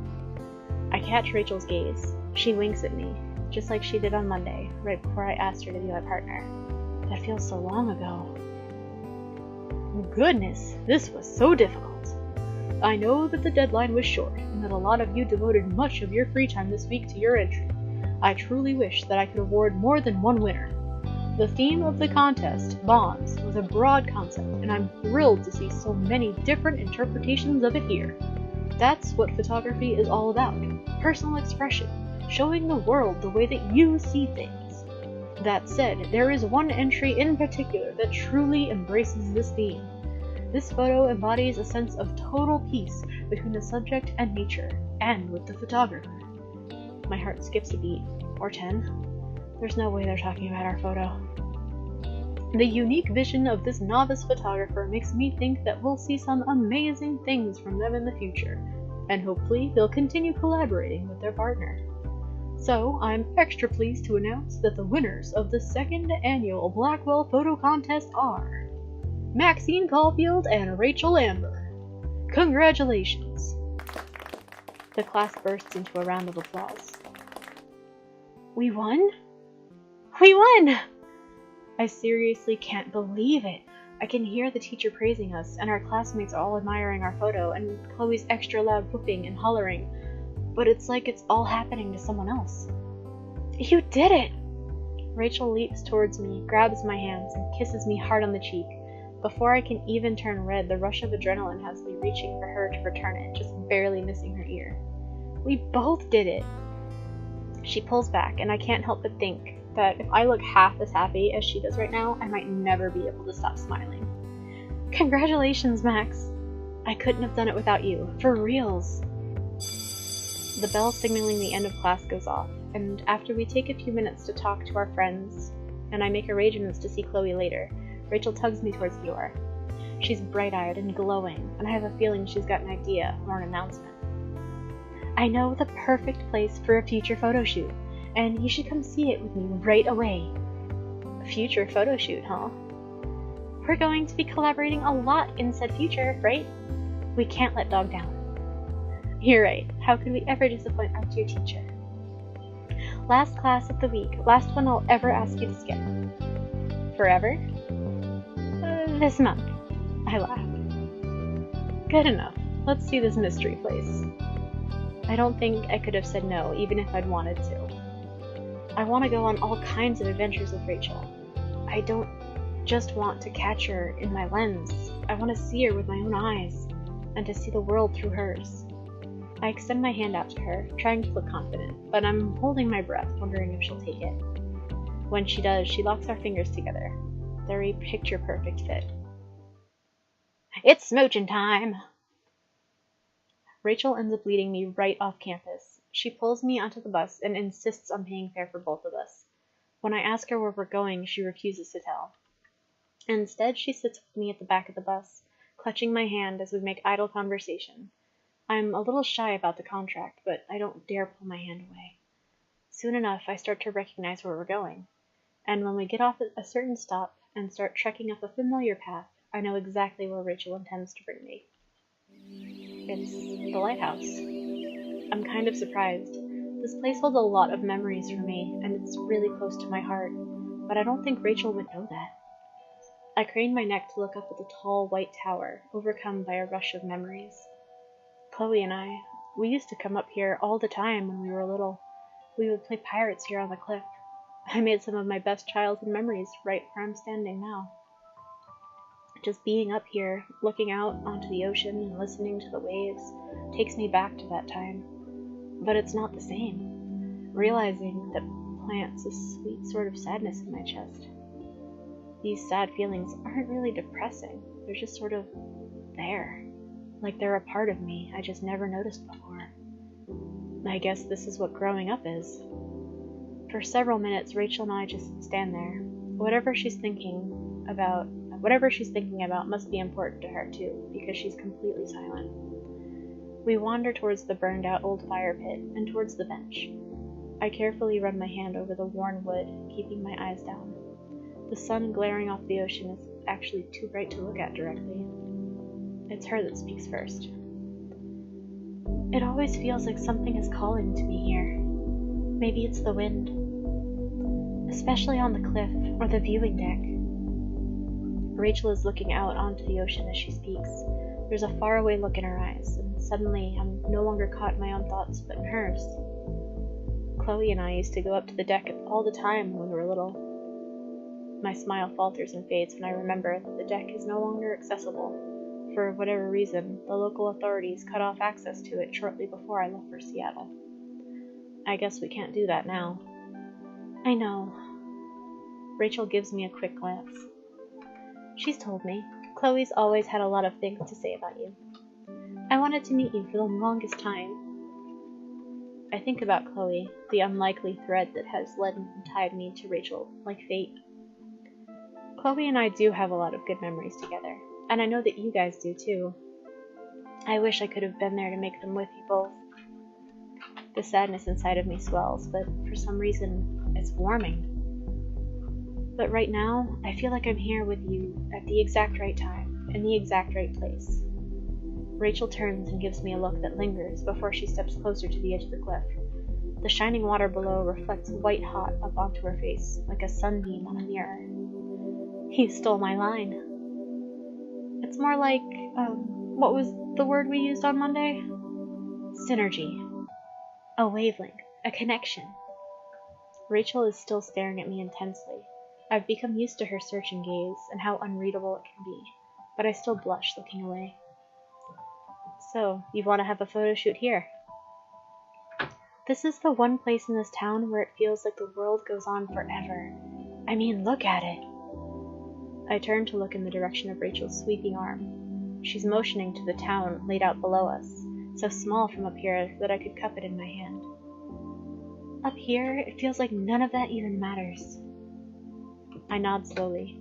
By that, I know Rachel doesn't mean the people or the things in Arcadia Bay. She means the way it all makes her feel. You're really fearless, Rachel. I'm working on it. Rachel steps back from the cliff and offers me a smile. Do you want to go up to the deck? Surprised, I stare at her. We're not allowed. It's locked. That's not what I asked. Rachel walks towards the door. There's a big "Do Not Enter" sign on it, along with a rusty sliding bolt. She grabs hold of it and, with a heave and some determined wiggling, forces it open before stepping back and offering me an encouraging smile. I catch my breath. This is definitely not allowed, but Rachel has proven to have a knack for making me brave and excited. The trip up the spiraling staircase is way longer and more exhausting than I remember. Every now and then, Rachel looks over her shoulder to make sure that I'm keeping up. Once we reach the top, Rachel leans into the railing. There's an expression of serenity on her face that I've never seen before. When I look out onto the ocean from here, it feels like I could just take off. But if I do that, where will I end up? I haven't got a fucking clue. I don't know either, Rachel.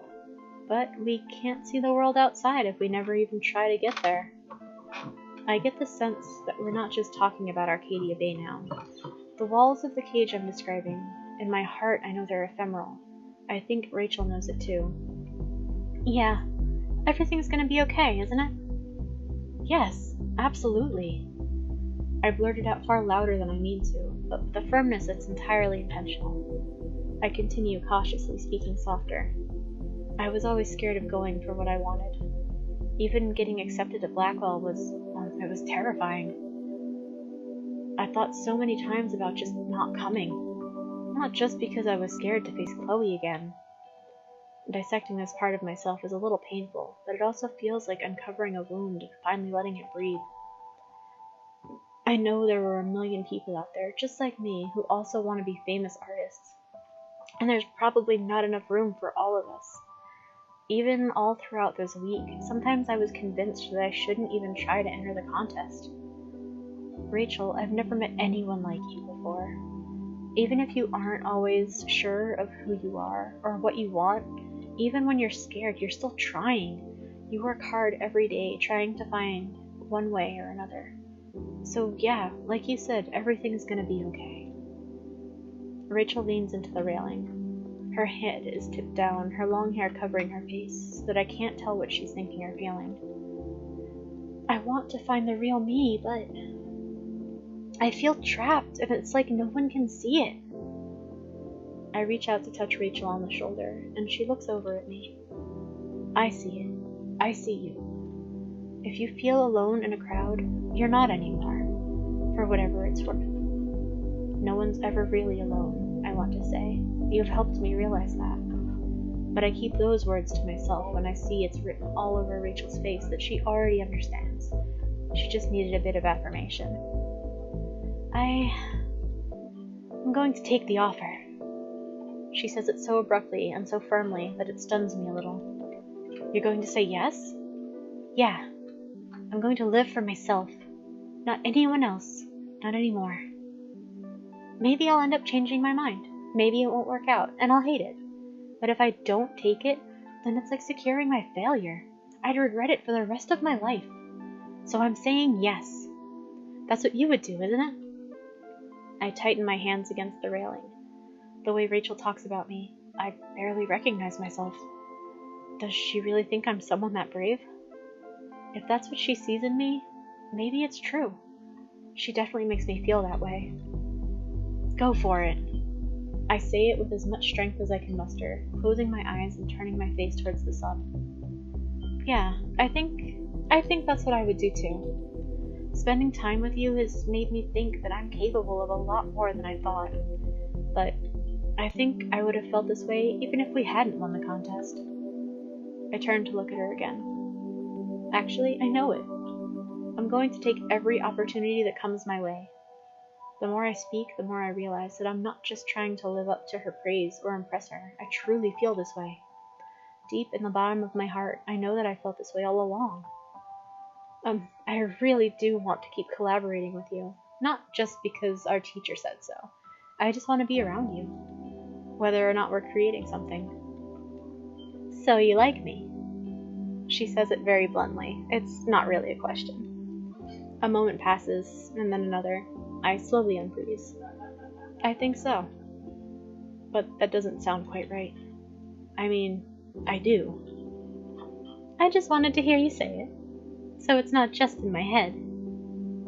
I feel a sense of vertigo, and it's not just because we're standing up so high. My face is burning. I can't believe I just admitted that to Rachel, and yet I feel completely fine about it. I look out to the horizon, watching the waves come in far below us. This feeling is completely new to me, and the unknown, like the future, can be terrifying. But maybe it's not a bad thing to feel scared sometimes. To be braced for what's going to come, to try to be ready to see it through. The silence that has settled between us is warm and comfortable. I feel weightless and dreamy, just staring out towards the ocean with Rachel at my side. I know that I'll probably be leaving soon. But before I go, maybe we could do something together. A photo shoot? We can come right back here. I'll bring a bunch of film and something like that. Rachel's hand lifts to touch her feather earring. There's a strangely anxious look on her face. Suddenly I understand that she's not talking about a photo shoot. That's not really what it's about. There are some things that I've never thought about a whole lot, like how good it can feel to just enjoy being around another person, how much it matters to speak and be heard. Just you and me then, no camera. Rachel's hand slides across the railing and clutches at mine. However things turn out for me, I'm not going to let myself regret any of it. And you know what? I still want more. I want to keep being selfish and feeling these feelings. With you. I think I want that too, Rachel. Rachel finally turns towards me and lets go of my hands, only to step closer, grasping at my shoulders. Can I kiss you? At any other time, with any other person, I think I might feel shocked. But right now, nodding my head and reaching out for Rachel seems like the most natural thing in the world. Rachel's face lights up, far more brilliant than the sun on the water. Oh my god, that's a cute one! Oh my gosh. Aw, yay. She reaches out for me, laughing, and cups my face like she's cradling something precious. My hands find a natural fit against the curve of her waist. I have been waiting to do this. Me too. When our mouths join, it's not perfect. I've never had a real kiss before, not like this. My lips collide with hers a little roughly, and I just barely manage to avoid scraping her with my teeth. But Rachel is so patient and soft, her laughter caught in the back of her throat, warming me. She and I couldn't be more different, but we also couldn't be any more similar. We were both so caught up in our own reflections that we never really thought to look past the mirror. It's strange how life works sometimes. When we pull apart, it's not very far. Rachel closes her eyes and rests her forehead against mine. I know that nothing's really changed. The sun is still going to rise and set, the tide will still come in, and Rachel and I are going to have to keep coping with all of the things that made us doubt ourselves to begin with. And the future is still something we're going to have to shape. But it's like the whole world has tilted in a new direction. It's the same, but I'm just seeing it from a new point of view. It feels like the stars Rachel's believed in all her life have been right this whole time. Are you going to miss me? Yeah, but I'll wait as long as it takes, and I'll be here when you get back. I might even join you there. Rachel draws her breath softly. I can feel the warmth of it against my mouth, and then she kisses me again, and the world stays tilted sideways, revealing to me a truth hidden in plain sight. It's not the past that matters, it's not the future either. What matters is to live and also be present in the moment, to be real, to be able to look around and know that I've never really been alone, to be able to be heard when I say, I'm here, I see you, we're alive. Achievement unlocked, falling. Thank you for playing Love is Strange.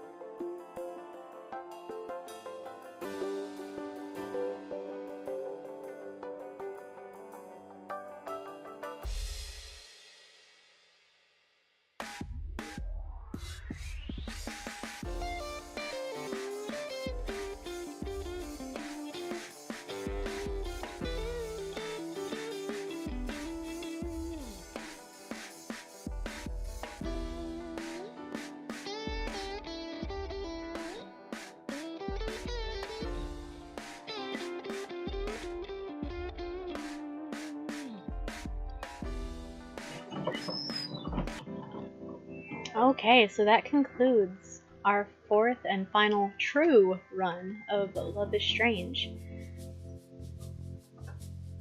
Next up will be some not so true endings, but those will be for other days. Let's see what we've got so far. We've got Max's room at day,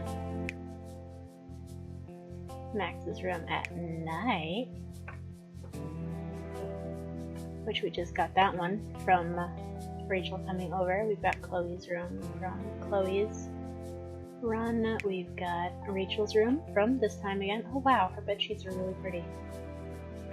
Like giant watercolor feathers, kind of. Alright, this one is Kate's room from the first run, Kate's run. This one is Victoria's room from Victoria's run. Victoria's room at night, also from Victoria's run. The courtyard, which you get just in general by going to the courtyard. Classroom, I don't think you can avoid getting. The parking lot was in a couple of them. We had it today in Rachel's, and I think we also had it in, oh, the night one was from Victoria's. For sure. The hallway, I don't think you can avoid the hallway.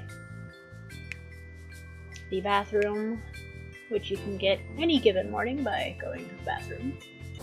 Got two still yet to unlock. Downtown Arcadia Bay, which Rachel's and the Victoria's both have.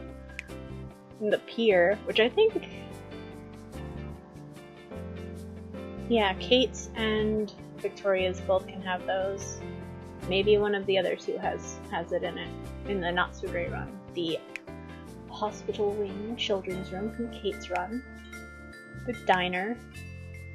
Oh wow, I think the Rachel's was the only one that didn't take us to the diner. The beach, definitely in Rachel's. Might have also been in Chloe's. Beach at Sunrise, definitely from Rachel's. Lighthouse from Rachel's. 2 more yet to unlock. And the Junkyard from Chloe's. So just 4 locations that I haven't gone to yet. 1, 2, 3, 4. Alright. Our contest photos so far are Kate's true. Rachel's true. Victoria's. And Chloe's. And endings? Yep. Victoria. Rachel. Chloe. And Kate. All the smooches. All of them. Oh, did I unlock any? Nope, still no more bonus. This one's from the beginning. I'm not sure what unlocks. I still don't know what unlocks the bonus materials. But I guess this is that shout out to that time when Chloe stole Lisa, gave it to Rachel. This is the plan. And this one, I'm assuming this is people getting dressed for Halloween. I don't know. There's not very much context to it. There's no info to it. And there's 3 more still to unlock that I don't know how they get unlocked, but they're there. I'm gonna try to eventually. And that's it for today. Tune in next time, whenever next time is, and we will bumble on purpose. Bumble, fumble, and screw things up and get not so great endings on purpose. But thank you all for tuning in. For now, I bid you good evening, Sina streamers. Until next time.